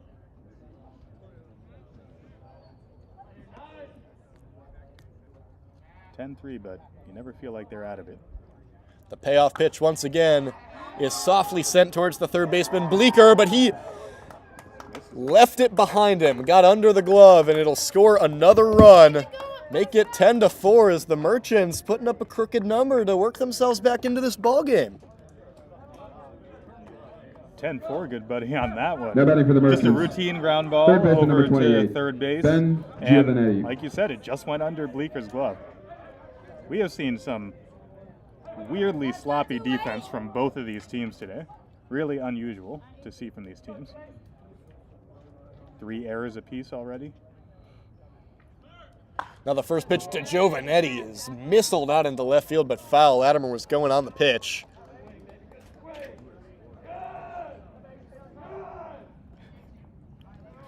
Could have the Merchants dugout come do my job. That was a very good swing by Giovanetti, just a little out ahead of a fastball.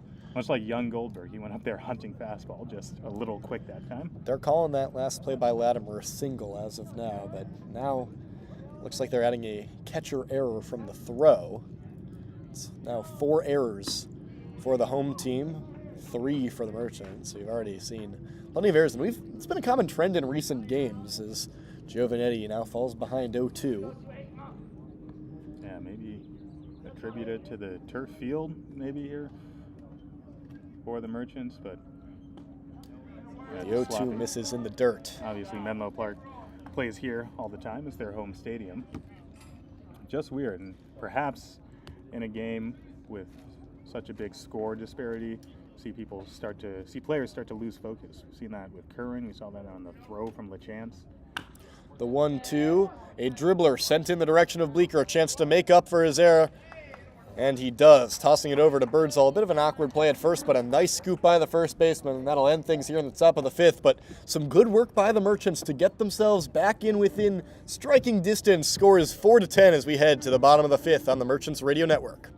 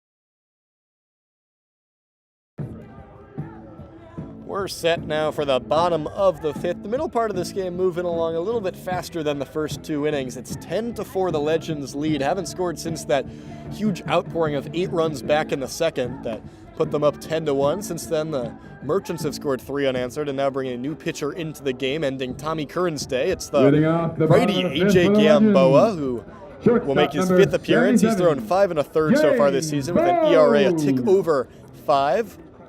So far this season, 5 strikeouts to 2 walks. We last saw him on that Sunday doubleheader against the Legends. Threw 4 outs, allowed 1 hit, no runs, no walks. Struck out 1. It was a nice day, and he also played the Legends last Thursday where he wasn't quite as sharp, so a nice get-right day from Gamboa against a lineup he was familiar with. And he enters here in a 5th inning with certainly facing quite the deficit, but Merchants offense looking like it's starting to wake up, and I would consider them with 4 innings of offense still to go, certainly within striking distance. Yeah, if you want a miracle, this is a big inning with 2-3-4.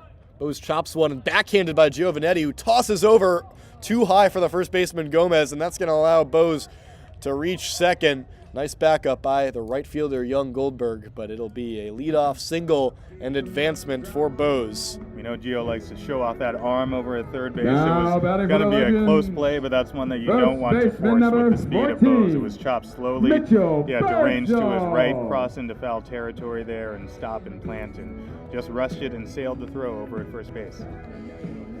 So Mitchell Birdsall will step in. He struck out his last time up, but already had a single, a double, 2 RBI, 2 runs, and a stolen base in this game, really jamming up the box score. as things have cooled off here at the College of San Mateo, probably dropping about 15 degrees in temperature with the sun just about an hour from setting, but shadows now covering a majority of this ballpark. Gamboa misses for ball one. I noticed you've finally started to bring a jacket to these games. Yeah, I picked up on the whole Bay Area summer, beautiful days, chilly nights thing. Took me about a month of the season, but I finally got smart. With some chastising from your family as well, rightfully so. Yeah, well, a lot of water around here. I'm sure they're listening to the call right now, and they'll be pleased to know that I have put on a coat. I'm keeping myself warm and making sure of it. I'm checking in on him. Back to the action, though. Birdsall fouled the pitch away, so it's a 1-1 count. Waits on the next pitch from Gamboa, lifted high out of strike zone for ball two. Gamboa, fastball, curveball, has changeup, slider, cutter. Hasn't really been showing all those off this summer, but that fastball, which registers in the high 80s, is for the most part his bread and butter. The 2-1 offering finds the strike zone. A good breaking ball by Gamboa to get himself back to the at-bat and even the count at deuces. You brought up this point earlier, Ethan, how at this point in the summer, you start to see the same teams a lot, and you mentioned it. 3 consecutive appearances for Gamboa, all against the Legends here in July. The 2-2 breaks outside. So now a full count between Birdsall and Gamboa. Gets the signal from his catcher, Winchell. Likes the pitch, and now kicks and fires. The 3-2, just high and outside, ball 4. Birdsall will take his base, reaching for the 3rd time this evening. Now batting for the Legends, designated hitter number 25. Gamboa, so far this season, has been largely sharp after a tough 2025 season with Christian Brothers University. Went 2-5, started 6 games with a 5.76 ERA and just under 60 innings of work. Allowed 8 home runs on the season and a .290 batting average. We'll see how this inning goes, but so far for somebody in the transfer portal, one of those guys has probably raised his stock. Got 1 year left of eligibility, trying to make the most of it.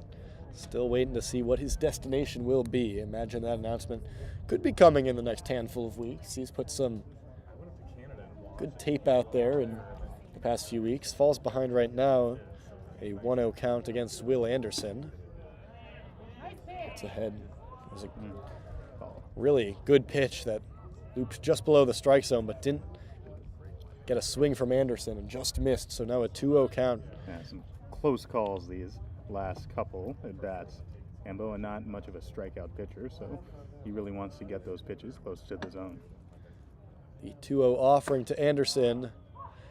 He didn't go, but it was in there for a strike. Anderson hitting .213 in 21 games entering today's game.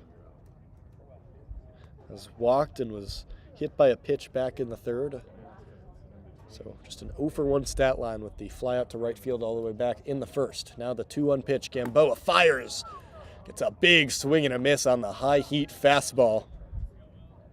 Anderson this past season hit .446 for Ohlone College. Not to be confused with Houston Texans edge rusher Will Anderson, the former number 3 pick in the draft a few years ago. This Will Anderson of Ohlone College, not Alabama.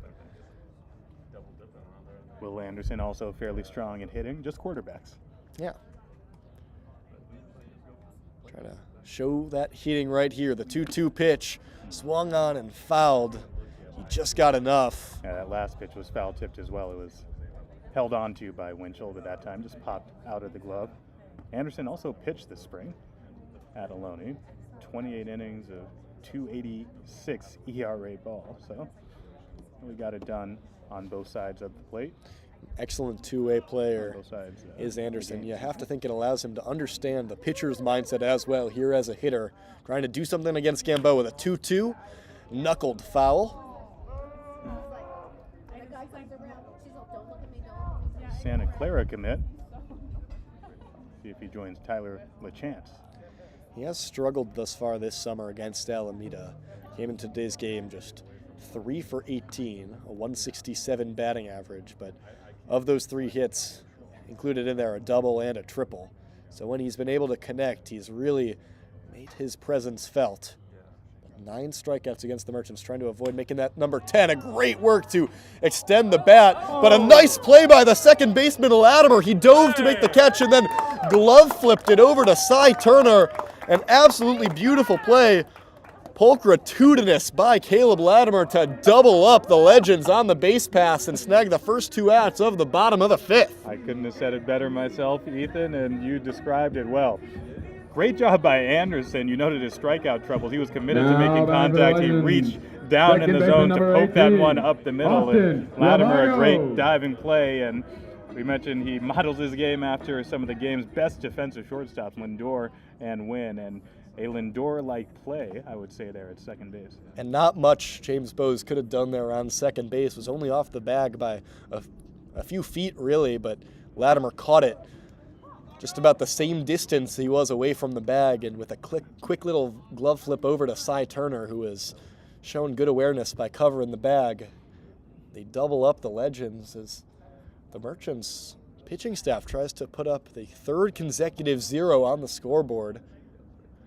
Going on the pitch is the runner, but he'll have to tread back as that one skied foul by Rabago. How about a 4-6 double play? Don't get to see that often. Yeah, Rabago's really been, he said stay hot in the dugout over there. He's been terrorizing the Merchants the past few days. Was batting over 300 in July. An average climbing quickly for him. Takes a huge swing at an 0-2 pitch out of the strike zone, so Gamboa gets out of the inning with a K. And as I mentioned, that's 3 straight 0s on the scoreboard. Some momentum coming back in the direction of the Merchants. They'll try and further claw back into this game when we come back in the top of the 6th.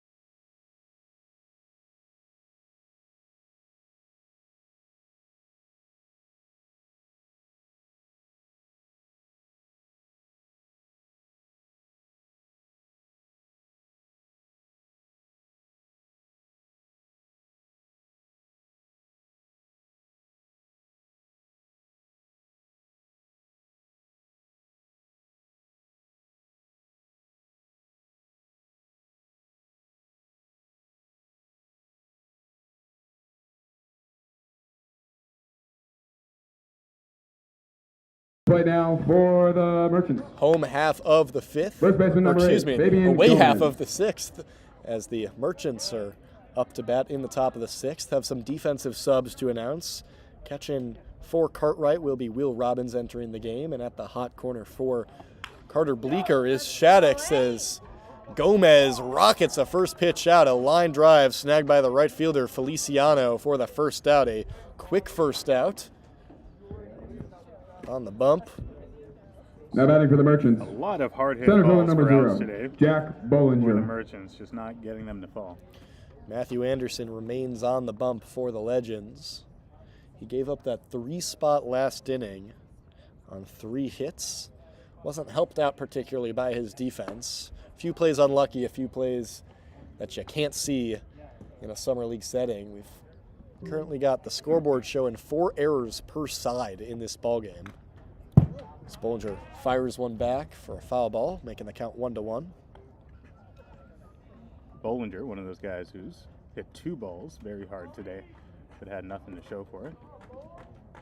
0 for 3, all flyouts, 2 of which were to center field. This time another one sent into center field, but this one drops short of the center fielder for a single. Jack Bollinger gets on the board here for the 6th inning. Third hit of the season, and we haven't seen him reach base since early June. Jack Bollinger returns to the base paths. Shortstop number 5, Cy Turner. And really, despite the deficit, this has been a big step forward for the Merchants offense, who now have 8 hits in the ball game. 9 hits now, that is, I believe. Got some speed. See if he goes from first. And it brings up Cy Turner, a man who's responsible for 2 of those, both extra bases, a double and most recently a triple to lead things off last inning. With 1 out, be big for that bat to stay hot. Anderson gets his signal and chucks a pitch in there, just misses, count even at 1 apiece. Correcting myself, it is 8 hits is the output for the Merchants thus far. Bollinger locked in on Anderson, trying to time him. Stole 11 bases this spring. The outfielder's got some speed on the base path, as Kyle mentioned, as the breaking ball is not in the zone for Anderson, so a 2-1 count now to Cy Turner. 2 for 2, I mentioned those double and the triple, also walked back in the 3rd. A really nice return for Cy Turner after a tough stretch where he was 0 for his last 12 at the plate in his prior few games before this one. And now he sends a rocket out into center field. A single for Cy Turner. He gets 1 step closer to the cycle. Double, triple, and now a single for Cy Turner, who reaches for the 4th time this evening. Designated hitter number 20, Cy Turner. Jackson Nystrom. I'll allude to our interview with Coach Mills from earlier in the season again. What did he say he harps on for these hitters? Middle. First 2 hitters of this inning, fastballs down the middle, take them right back up the middle. Great approach. And we talked about at the top of the broadcast, in a day with no Nahar, no Ryland, no Jeremiah, they needed some other bats to wake up, and so far it's been Cy Turner as Anderson checks in on Bollinger at second. He slides back in safely. Turner entered today's contest with a batting average of just 164, despite a relatively solid on-base percentage, but that bat finally waking up. He doesn't have an astronomical strikeout percentage. He's been putting the ball in play all year. It's probably due for some hits as Bollinger playing games with Anderson on second, taking a jump back and forth to try and psych him out, but it did not phase Anderson, who fired the pitch into Nystrom for a strike. Nystrom, another guy whose bat has been lively recently, but not today. 0 for 3 with 2 strikeouts, but now would be a good time for that bat to emerge from its slumber. The 0-1, both runners go, and that's going to escape the catcher, Robbins. Both will advance. They'll hold Bollinger at third, but 2 runners advance. Some aggression on the base paths paying off for TC Fairfield. And the perfect pitch to run on that breaking ball down in the dirt. I was getting ready to say before, if you're going to come back, you figure a situation like this, 2 runners on with Nystrom at the plate, would be a big opportunity. At stolen bases, 6 and 7 of this ball game for the Merchants. So much aggression on the base pass. You're going to need that type of aggression to make a 9-run comeback. Now 2 in scoring position, a 1-1 count for Nystrom, who rockets that pitch off his own ankle, takes a hop to try and shake it off. That can't feel good. Good swing that time from Nystrom. Just swung over it, but timed it very well. Nystrom, a dozen RBIs this season, could add a few more here.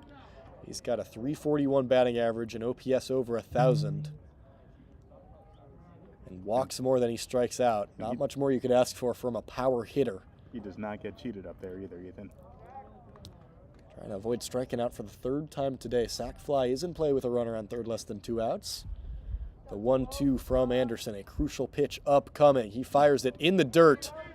Bollinger thought about it. It escaped Robbins a little bit to the right, but he was able to pounce on it before Bollinger could think about darting home. Anderson really losing the command of both of his primary pitches. He's spiked a breaking ball and a fastball in this at-bat. And I had mentioned it earlier, non-competitive pitches, especially when ahead in the count. So recipe for danger on the mound. So now a 2-2 pitch in a pivotal at-bat here on the top of the 6th inning. It's a 10-4 ball game. Anderson rocks and fires and continues to struggle with command. Tried the breaking ball again, and it broke way outside, way low, hopped in the dirt before reaching Robbins. So now a full count. You have an empty first base. Worth noting the left-handed hitting. Emmett Finney is on deck. Got somebody warming up out there in the bullpen for Menlo Park. Feels like the type of at-bat we could remember if this game starts to inch a little bit closer. The payoff pitch from Anderson. Rocks, delivers, and nuked in the direction of the third baseman. Shaddix, who just entered the game, caught it. Some heads-up base running by Bollinger to get back in time and avoid being doubled up. It was a nice swing on a full count pitch from Nystrom, but unable to warrant any runs. More bad luck. Stungett put a good swing on that. Let me correct myself. Finney is a right-handed batter. I'm thinking of Gomez here, and he steps up now trying to get those 2 runners home. But again, so many line drive outs from the Merchants. They do indeed go on to lose this game. You will take solace in the fact that they're making much better contact today. The first pitch to Emmett Finney with 2 on 2 out is splintered into straightaway center field, but under it is Degler for the 3rd out. Another missed opportunity for the Merchants. They strand another 2. Total left on base total now up to 9 through 6 innings. Score remains 10-4 here on the Merchants Radio Network.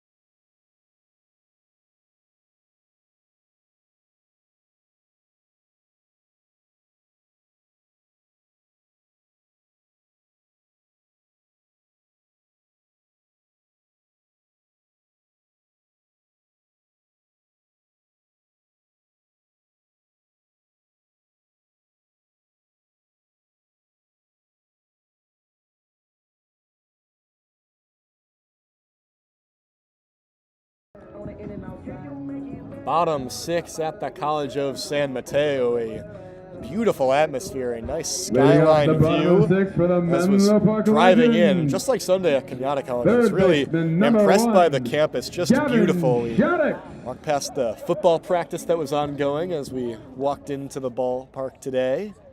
Some beautiful facilities out here at the College of San Mateo, and the home team who plays here leads 10-4 in the bottom of the 6th. It's been a hit fest. We've seen 23 total, and we're only in the bottom of the 6th inning. A nice day if you're an offensive player looking to boost your batting average. As Gavin Shaddix will step into the batter's box. We saw him sub in defensively for Bleeker in the top of the inning, and now we'll get his first at-bat of the day. In the doubleheader on Sunday, Shaddix was 1 for 2 with an RBI and a hit by pitch so far this summer, hitting just 122 across 17 games this season as Gamboa remains in the game and finds the strike zone on the first pitch, but misses on the breaking ball on the second. Shaddix originally from Marble Falls, Texas. Was part of that Ohlone College team this spring, but he's going to go back to Texas, committed to Stephen F. Austin State. So congratulations to Gavin. The 1-1 pitch dribbled down the third base side. Strike. And He did say. Kyle, I'm curious. Can we get a quick? What's the mascot for Ohlone College? I'm curious. We're talking about them so much that I feel like we ought to know. Well, they are the Renegades. I couldn't tell you what the mascot is, though. They are my hometown junior college. I'm on it, Ethan. 1-2 to Shaddix, blown by him. Gamboa goes to the high heat, and with lots of success, slides it right past Shaddix for a strikeout. Right fielder number 0, Emilio Feliciano. It's one thing we haven't seen a lot of today is Legends hitters being retired via the strikeout. I believe that's just the 4th overall in this ball game. They've been consistently putting the ball in play, and they've found hits off in 14 of them for the Legends, as Gamboa starts things out with a breaking ball to Feliciano, and that one looped all the way back into the strike zone to start the count out right. I said Gamboa hasn't been much of a strikeout pitcher historically, but he's got 2. Ahead 0-2 on another batter. A nice pitch, gets a swing and a miss from Feliciano, who's 1 for 3 in today's game, singled in the second, and a ground out and strikeout looking his last time up. The 0-2 pitch from Gamboa, lifts the leg, delivers, oh, it's close, but not quite. Home plate umpire Kate Hart says no, and the Merchants dugout disagrees. So the count moves to 1-2.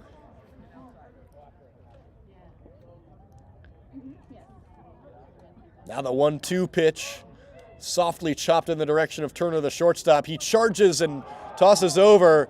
It took the first baseman Gomez off the bag, so Feliciano will reach. And ball was not hit that hard. Gamboa looked like he almost might have wanted to make that play off the mound, but Now batting for the back Legends, at the last center second fielder decided to number cede that play to 4, Cy Turner, who Charlie made a great play Douglas. coming in, but that ball was hit too softly to get there in time. We've Will seen Robbins. very few clean innings in this ballgame for the Merchants. It feels like there are base runners every inning, including obviously that 8-run second inning that has dominated the storyline of this game. As Will Robbins, who also subbed in defensively in the away half of the inning, will get his first plate appearance of the day. Don't get me wrong, the Legends have made solid contact, but as unlucky as the Merchants batters have been, some good fortune. I've got 4 infield singles for Menlo Park. Gamboa wants to check in on Feliciano, who slides back in. It's a 1-0 count to Will Robbins, who went 1 for 5 in Sunday's doubleheader with a double and 2 strikeouts, was 0 for 1 yesterday in the win over the Crawdads.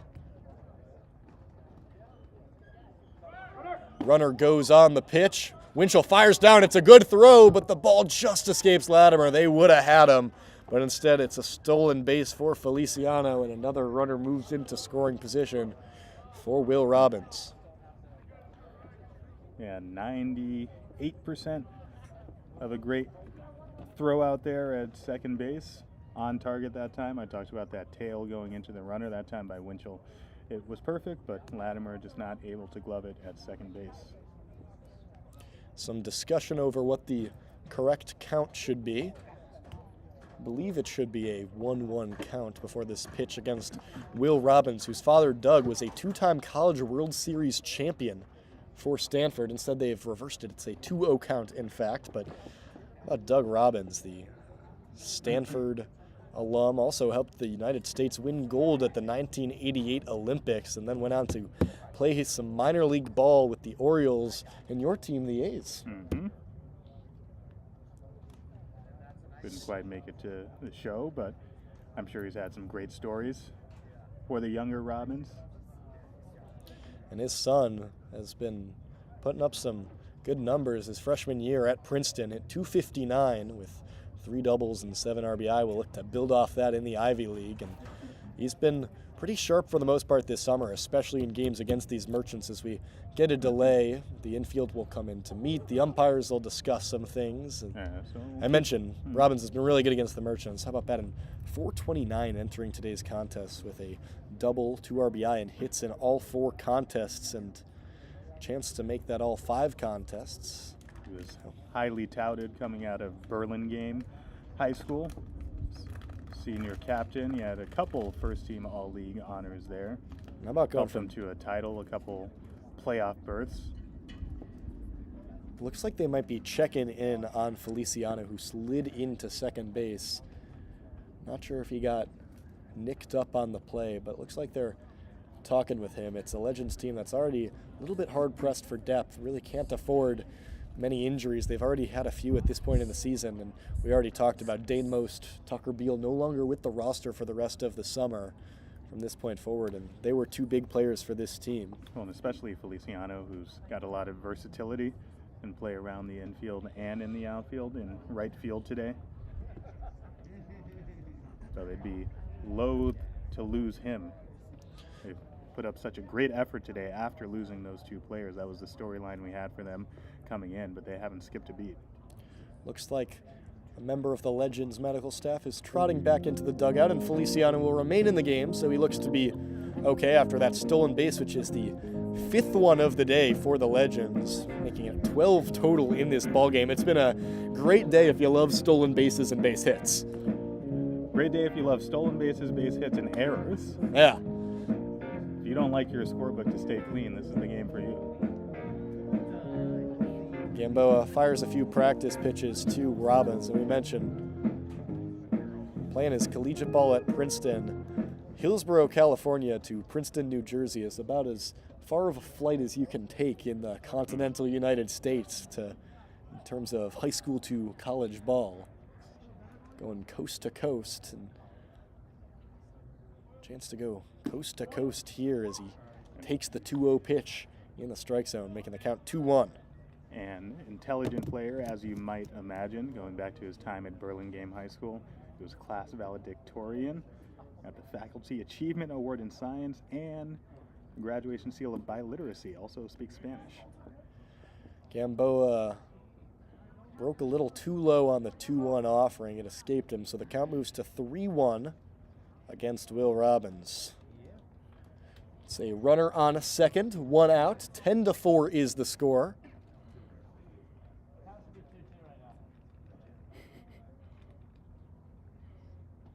The 3-1 pitch just misses. That's ball 4. And Robbins will take his base, enters the game, and immediately Merchants dugout is Right, set. now They said the batting count for should have the been Legends 2-2 before is that center pitch, fielder number according to 4, them. Charlie Degler. TC Fairfield going out to discuss things with Kate Hart. I do believe the umpires had the count right, so TC Fairfield just catching up to the memo. It looks like there was a scoreboard error early in the at-bat that had everyone in the stadium a little confused, but now runners on first and second, 1 out. It's been a really good middle part of this game. It's been scoreless for the Legends ever since that 8-run output in the second inning, but now some trouble on the base paths. 2 on with 1 out for Gamboa.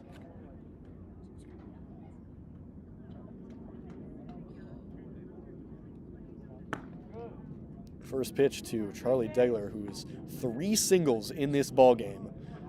Just misses for ball 1. Degler, maybe the guy who will benefit most from today's game in terms of batting average. 3 hits in this game. In his return to play after 8 days off, and he has picked up right where he left off, came into the game batting .310, and is going to boost that number even more and works ahead 2-0 in the count. At just 26 at-bats entering this game, you figure he may have bought himself a little more playing time. 2-0 pitch finds the zone, and that's why with those 26 at-bats, 3 singles will do a lot to boost the average. I imagine it'll be approaching the 400s after this game. Also leads the team in on-base percentage. Yes, a small sample size, but sat above 500 entering the contest today. Still looking for his first extra base hit of the season. All of his hits today have been singles coming 1 at a time as he fouls one off the netting. Count at 2-2. Gamboa, when he's able to locate, is really good. He's got a 5-pitch mix. He can throw a lot of different stuff at you. If you can stay off the barrel, easy to keep him off time. Still some light out. Our 5 o'clock start time meant that we'll get a little more hours of daylight. Now the 2-2 pitch from Gamboa misses low. Now a full count.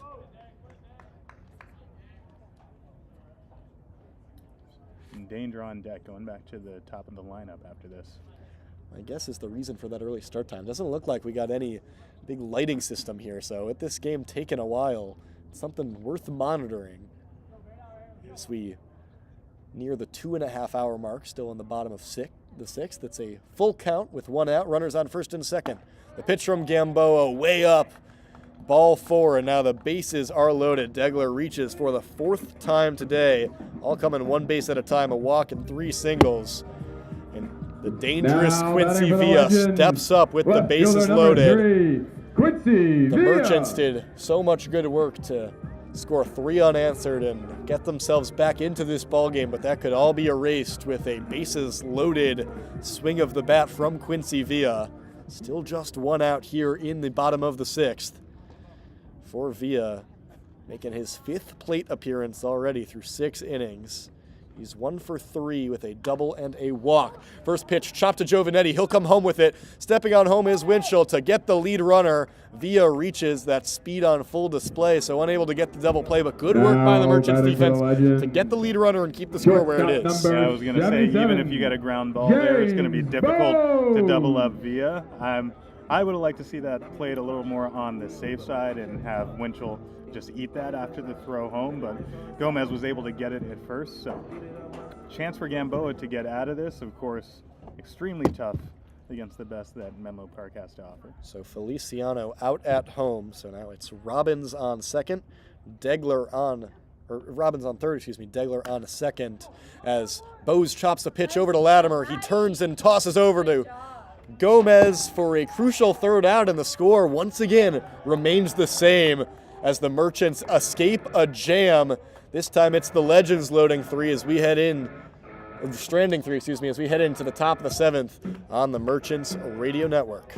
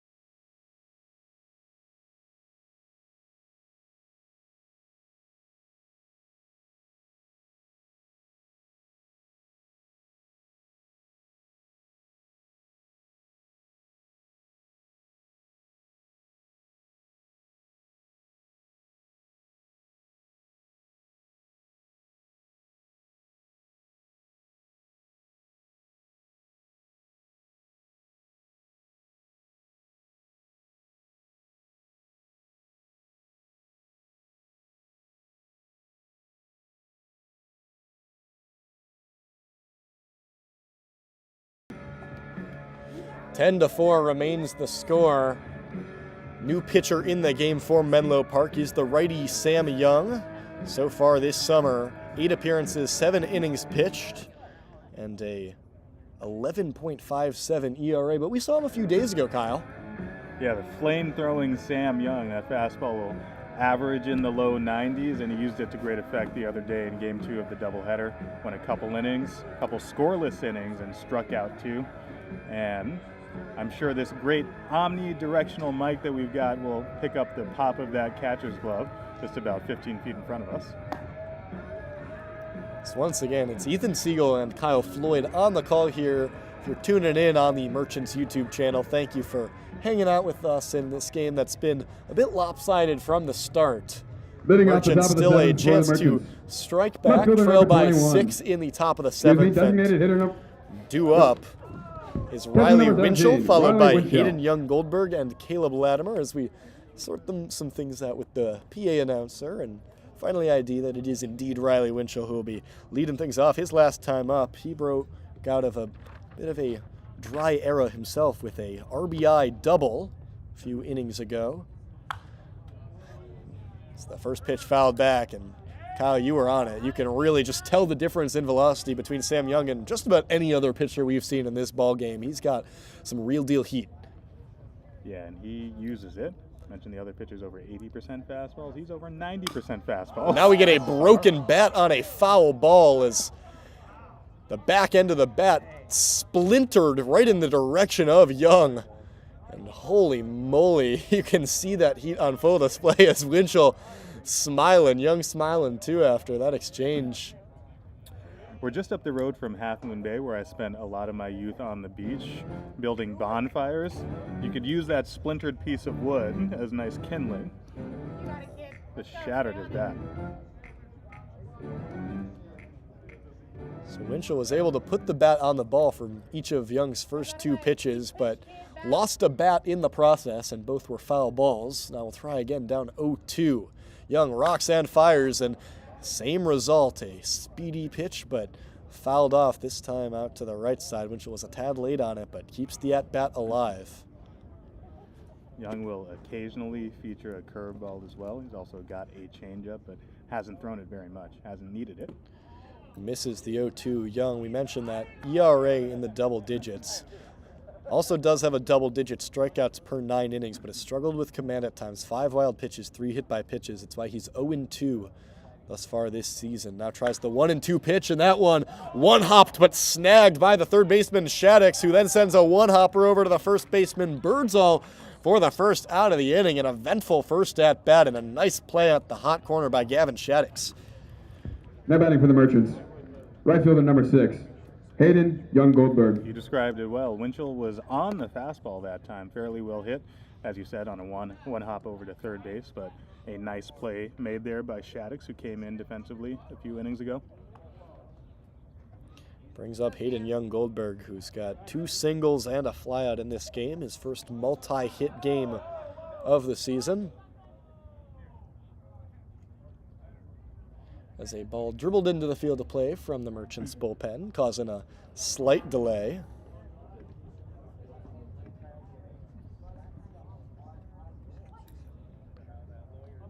So now we'll reset before the first pitch to Young Goldberg.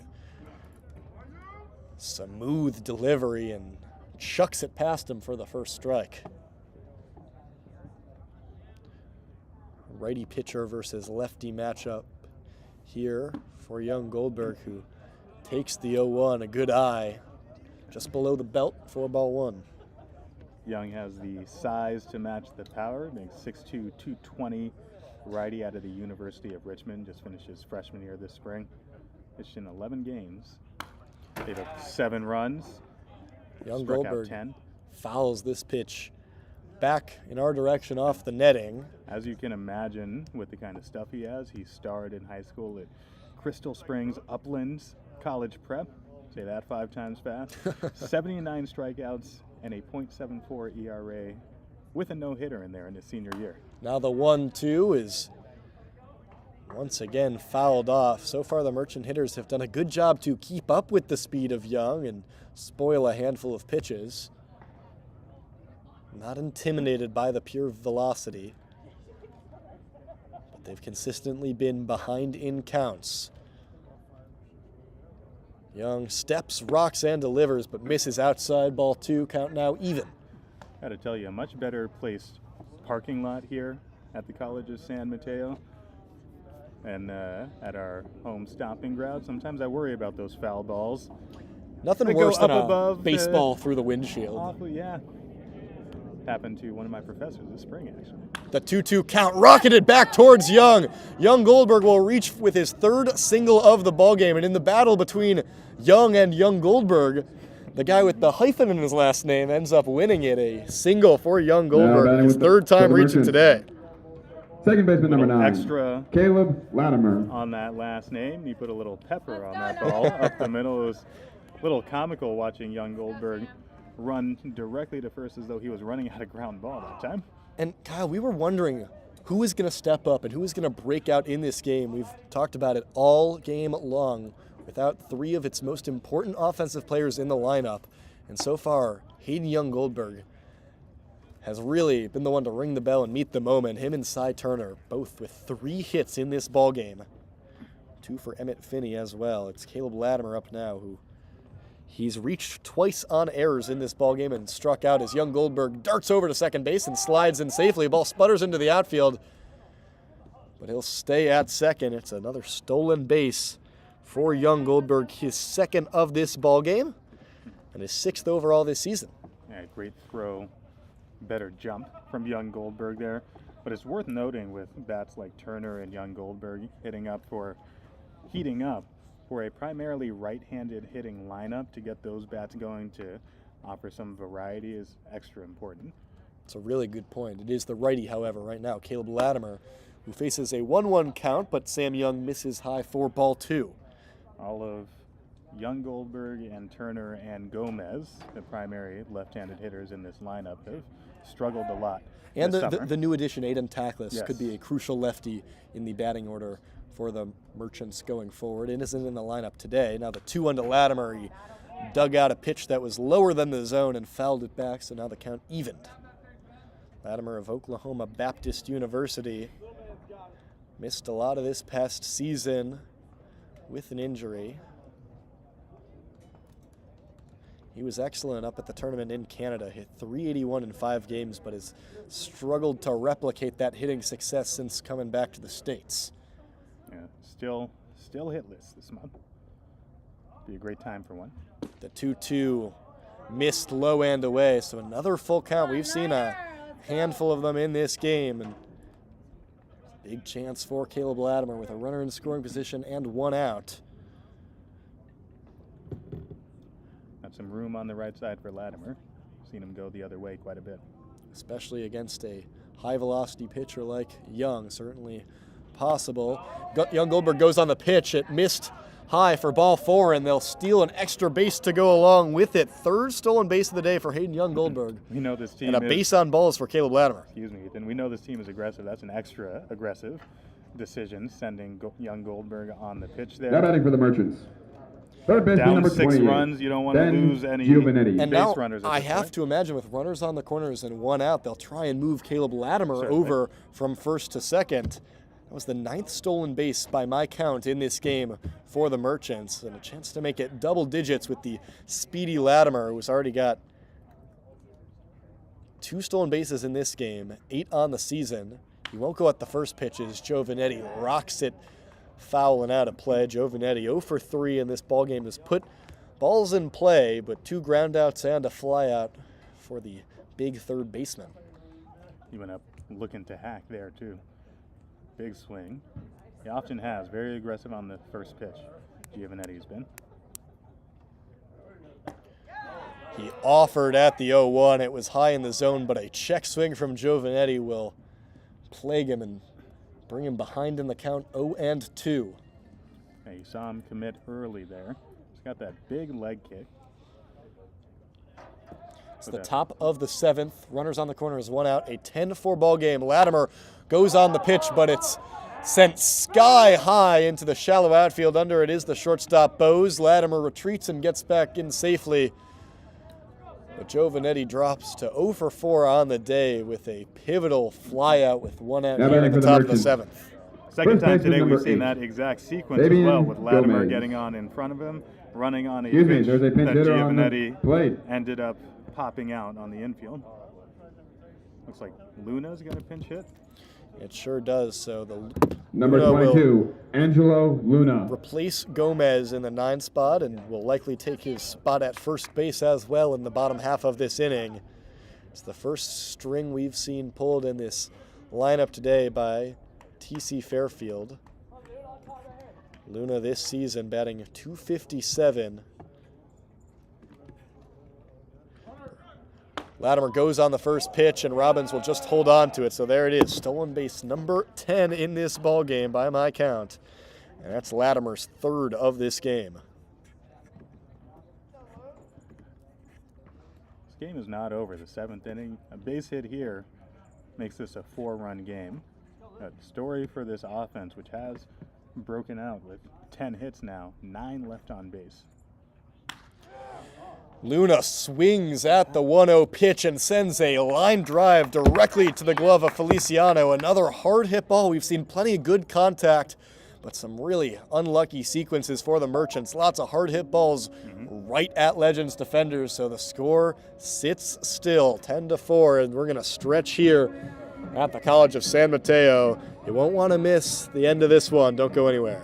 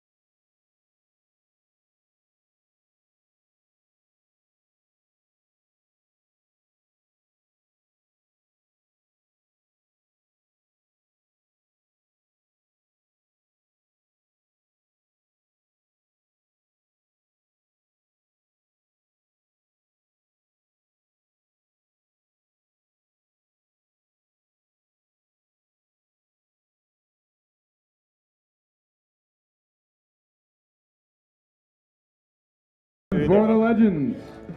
First Bottom of baseman the number 7th as we 14, had my co-broadcaster Mitchell Kyle Floyd singing Birdsall. some of Take Me Out to the Ball Game in lieu of the stadium DJs who did not play it in between the 7th inning. I mean, there's not a more important pastime in all of baseball. Disappointed to not get our proper 7th inning stretch. Stretch time for me in San Mateo.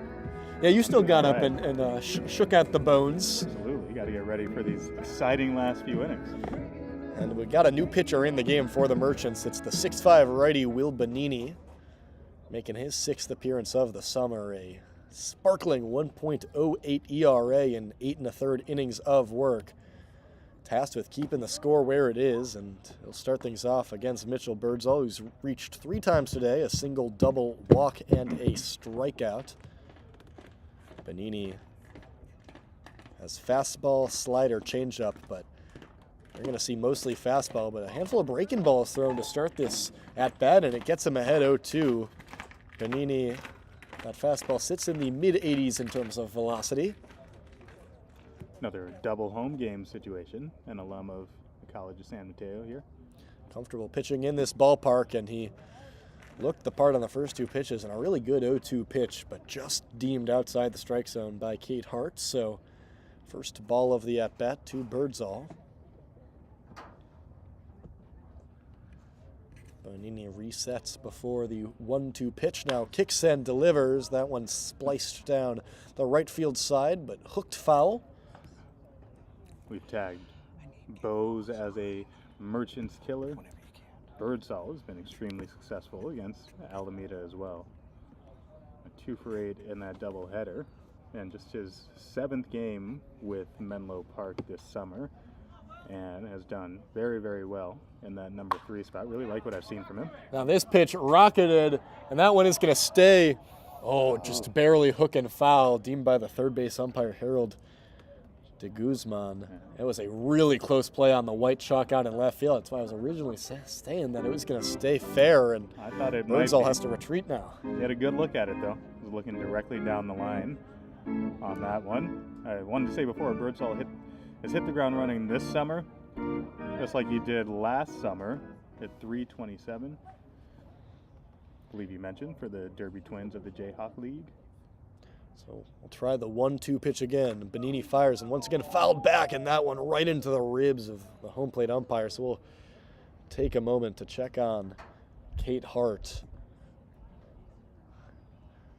That looked awfully painful, as we'll get some discussion. She indicates that she's okay, but I'll take a moment to ensure that.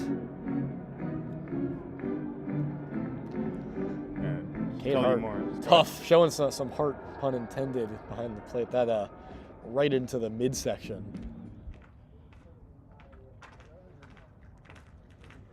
Ben not break umpire from there. Looks like she's good to go.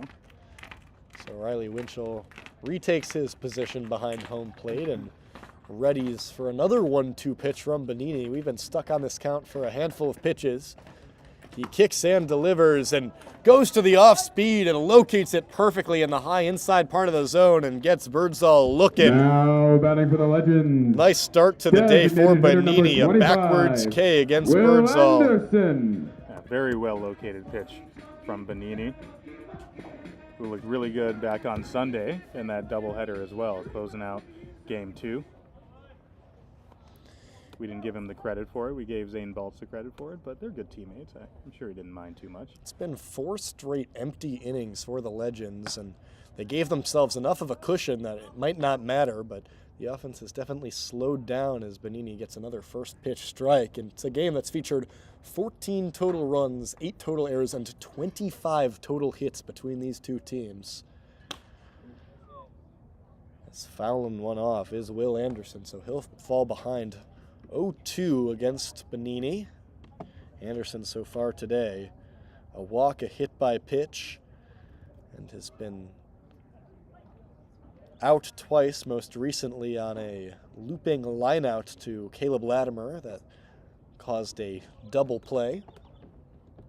Now the 0-2 pitch from Bonini. He dug it out to the ground. This one sent back over to Latimer on the ground this time. Tosses over to Angelo Luna for the second out of the inning.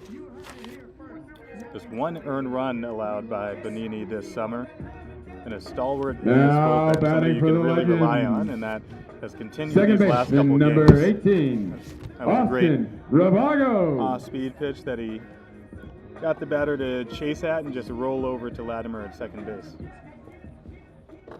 Brings up Austin Rabago. 2 for 4 in today's game. You've mentioned he's been so good against the Merchants recently, so good in general recently. He homered in yesterday's game against the Crawdads, giving him his second homer in 3 days. Back-to-back, I shouldn't say because technically the second end of the doubleheader, but back-to-back game days, I guess we can call it, with a homer for Rabago, who, after looking at a first pitch strike, splinters one foul. So another time for Bonini. Get himself ahead in the count 0-2. He's been really sharp thus far in the bottom of the 7th. Making quick work of the heart of this Legends lineup. Now ahead in the at-bat. What they've come to expect from him. Perhaps the most reliable arm on the Merchant staff this Bonini summer. kicks in a chopper towards Giovanetti, who had to adjust for a low bounce. And nice scoop over by Angelo Luna at first. A 1-2-3 inning, the first we've seen all day for the Merchants. And once again, score remains the same. 10-4 will head to the 8th, where the Merchants are running out of time to be able to get some runs back. It's 10-4. Don't go anywhere.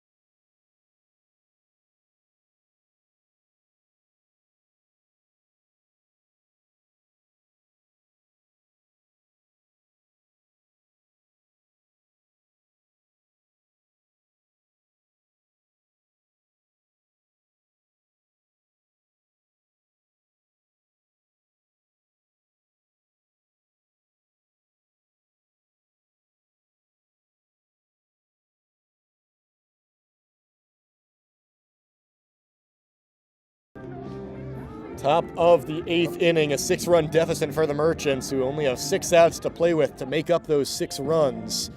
Trailing 10-4. Some quick things to announce, just in terms of substitutions. It's Blake Cowens now playing right field, relieving Emilio Feliciano of his duties, and now on the bump Leading off the top of the is 8th for the number Merchants. 25. Number 36. Formerly Aiden DHing in Jacklin. this game as the right-handed pitcher Will Anderson, and we'll have a pinch hitter now for the Merchants.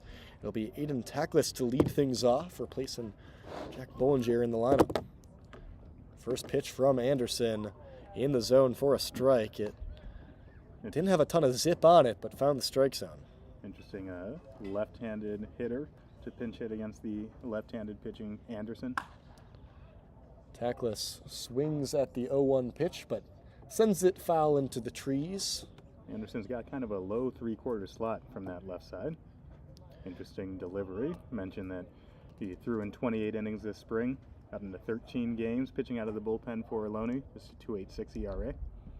So far this summer, he's thrown just 1 inning. It was a tough inning, so his ERA sits at 45 as a good eye by Tackless, and an 0-2 count moves it to 1-2. Now, we mentioned all his accolades from this spring. Among them was a Pitcher of the Week honor. A breaking ball offered by Anderson, another good eye on a tempting pitch for Tackless. It's quite the difference from Sam Young, who we saw last inning in terms of velocity. But now a 2-2 count for Tackless, who's playing in just his 5th game with the Merchants, and a tough strike 3 call on a pitch I personally thought was out of the zone. I'll say that I thought that was low, and Tackless did too. He's Now batting for the smiling as he Merchants. heads back into the dugout, disagreeing with that Shortstop call. number You 5. noted the difference Cy in Turner. velocity between Young and Anderson. It's certainly evident just looking at it. It's averaged around the mid-70s with the fastball, so really slowing it down. You assume Tackless got a good look at that, but umpire Kate Hart decided it was in the zone. Brings up Cy Turner, who's been the star of today's game. A single, double, triple, and walk. It's just a homer shy of the cycle, but right now, if you're the Merchants, you'll take anything on base with only 5 outs to go in this game. Cycle Turner, if you will. Putting the Cy in cycle, I like that. He rockets one in the direction of the shortstop. It's Bose who scoops and tosses over, and for the first time today, Cy Turner will have to head back to the Merchants dugout after an at-bat. And a quick 2 outs for Will Anderson on the bump. Now batting for the Merchants. Designated hitter number 20. Jackson Nystrom. Not Cycle Turner yet, but as we mentioned a few times, if you're taking positives away from this game, Cy Turner certainly one of them, while getting in another game at shortstop as well, filling in for Jeremiah. Nystrom check swing on the first pitch. This lower velocity has really thrown off the Merchants hitter so far this inning. I don't know. Kyle, did you ever play the game Mario Super Sluggers on the Wii? I did not. To throw in a reference for those of you Not who great, played yes, this and I'm Nintendo sorry. game on the Wii, it's this is like the equivalent of going from Young to Anderson. Is like the equivalent of trying to hit against Bowser on the mound to then Toadsworth, who has like an infamous looping changeup that goes so high you can't even see it in the screen. Anderson really taking a lot off the fastball, a good 15 miles per hour or so less, I imagine, than Sam Young. That's just me anecdotally, observationally speaking, as Well- Nystrom took 2 pitches to get himself ahead 2-1. The Legends also, they do have a knuckleballer on their staff. That's Ray Hernandez, the righty from Ohlone, but he's injured right now. Nystrom swings at the 2-1 pitch to even the count. Not often you get Mario Super Sluggers referenced on a radio broadcast, so I have to pounce in when I get my chances. I'd imagine more often in a 10-4 game. If I'm being completely frank with you, Kyle. We got a 2-2 count, bases empty with 2 outs. Nystrom, a good eye to take a low pitch, just inches off of the turf here at San Mateo College. It's a beautiful turf field, I should mention. A lot more playable when the sun isn't radiating off it. Now the payoff pitch to Nystrom. Sent in the direction of the first baseman, Birdsall, who backhands it, tosses it over to Anderson, who fielded well for his position, running over to make the play in a 1-2-3 inning against 1-2-3 in the lineup. Some nice work by Will Anderson on the bump, and we'll head to the bottom of the 8th.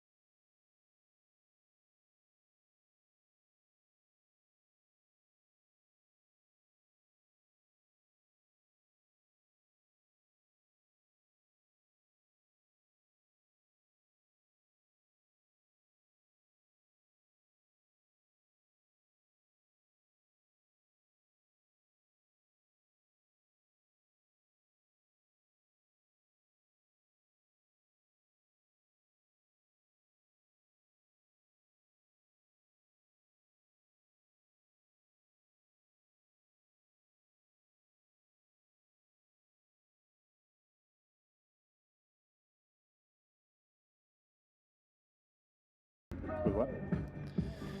Back for the bottom of the 8th inning as we go over some scores around the association. Walnut Creek defeated Sonoma 11-8, a big win. And if the Merchants aren't able to stage a massive comeback in the 9th inning, it will mean that the Merchants will fall to 3rd in the North Division. For the Legends, they will sit 1 game back of the Stompers and a half game back of Walnut Creek, but getting some help as the San Luis Obispo Blues trail 2-5 in the 9th inning against the South Division leading Santa Barbara Foresters, which should give the Merchants still a 1-game cushion over the Blues for that final playoff spot. But it is tight here in the standings, not to mention if the Legends get back a game tonight, they will inch ever closer, be just 2 games back out of a wild card spot as Will Benini returns for his 2nd inning of work and starts fast, getting 2 strikes, picking up right where he left off in the 7th here against Gavin Shaddix, who struck out back in the 6th inning and is dangerously close to having that happen again. But he launches one out to left field. Finney trailing back to the warning track, but makes the play.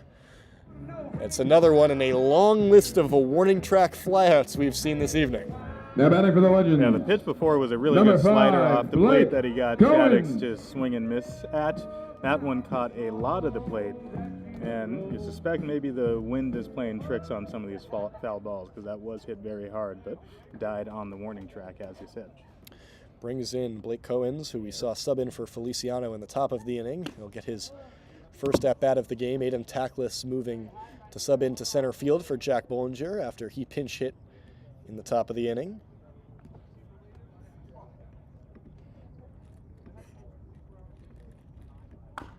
Cohens chops the 0-1 foul, so once again, Benini ahead 0-2 in the count. We've seen that throughout his short time in this game. Cohens this summer hitting .240 in 40 at-bats. He's playing right field. We usually see him behind the dish with the catcher's gear on. This time, Cohens chops one over to Cy Turner. He scoops and throws over. Cy Turner just continues to impress defensively, making everything look so smooth, getting the 2nd out of the inning there. And he's made a number of plays today. Now just like that one coming in, charging to his catcher left. number 24, Will Robbins. Looks as smooth there as he does everywhere else. It brings up Will Robbins, who walked back in the 6th inning.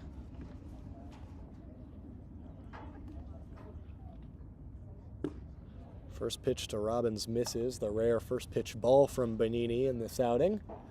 These two teams will be back at it again on Friday after both getting a day off tomorrow. That game will be back at Pat Bale Field in Alameda. And that one will be for the series lead, as I think we're assuming at this point that the Legends is able to hold on, will tie the season series at 3 apiece. And that Friday game will be the last regular season contest between these two squads after having played 4 games in the past 7 days. Friday will make it 5 and 9, and then they'll be done, barring any meetings in the postseason. As Robbins fouls a pitch away, making it a 2-1 count. See the crawdads after that for the first time in a while. The 2-1 was elevated, missed the zone. Yeah, some big matchups against the Crawdads is really going forward. Any matchup against the Stompers, Crawdads, Blues are going to have pivotal playoff ramifications. We'll see with these Legends too. Certainly impressed us today. See if they can surge. The 3-1 chopped over to Giovanetti. A strong throw over to the first, and back-to-back 1-2-3 innings for Will Benini, who looked really sharp on the bump. We'll head to the top of the 9th. The Merchants have to make up 6 runs. Can they do it? You'll have to stay tuned.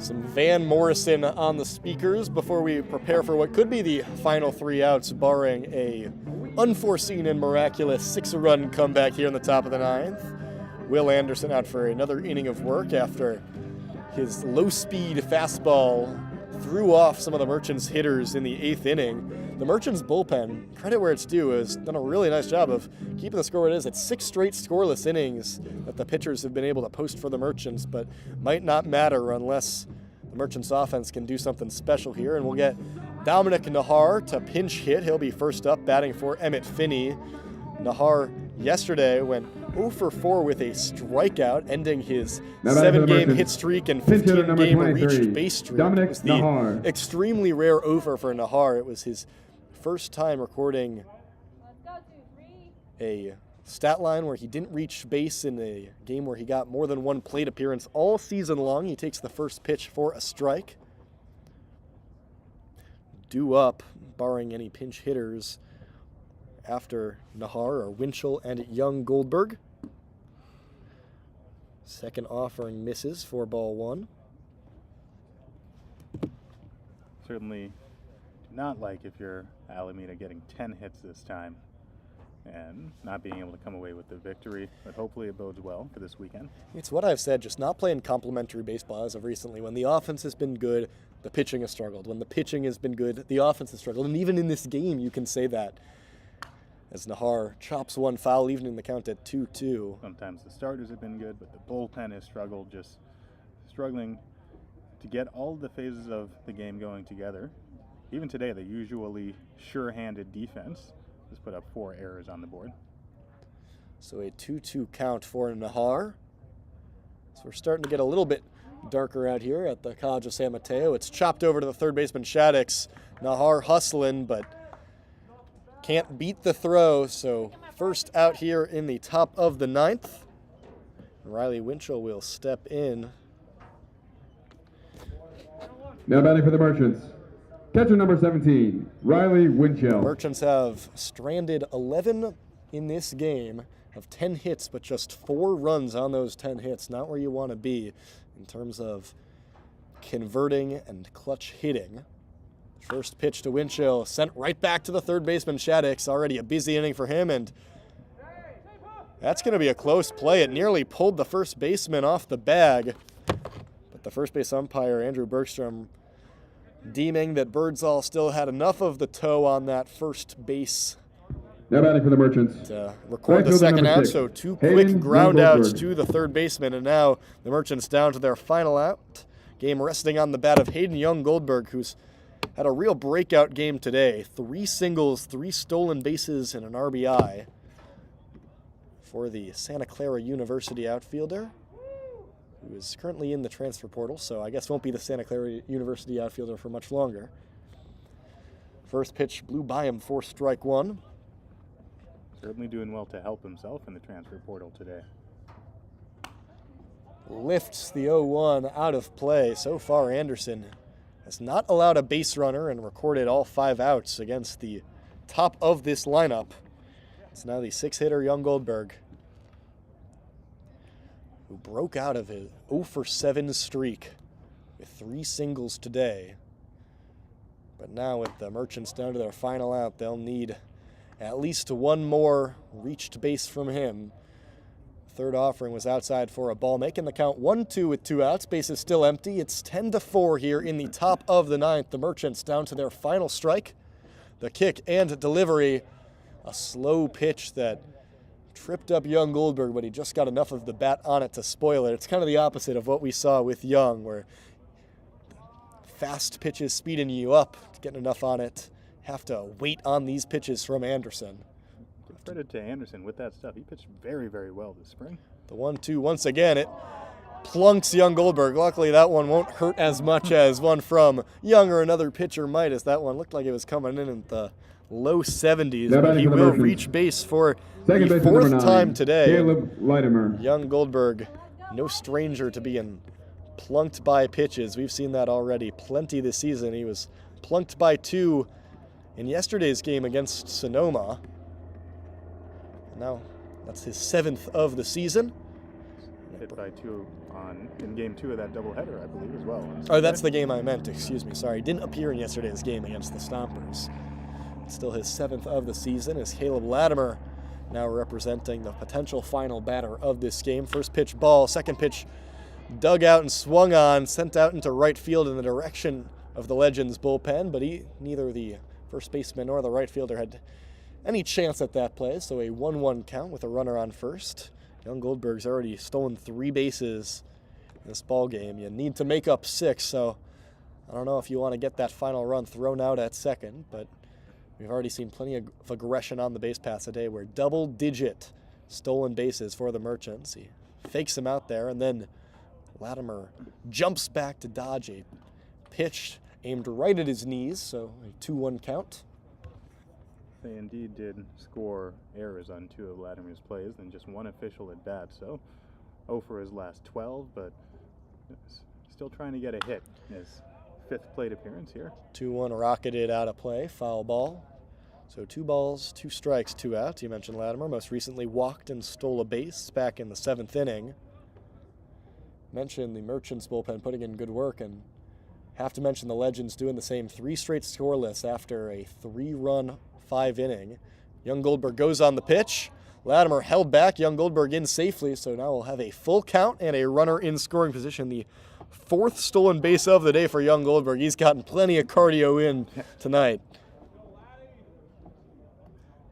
Good throw from Robbins behind the plate, too. He's had a couple nice throws, nothing to show for it. Also got to advance a base on a stolen base after a catcher's throwdown plunked him in the head and ran another 90 feet. But now the payoff pitch, full count, 2 outs, runner on second, swing and a miss. And that'll end it. 10-4 is your final.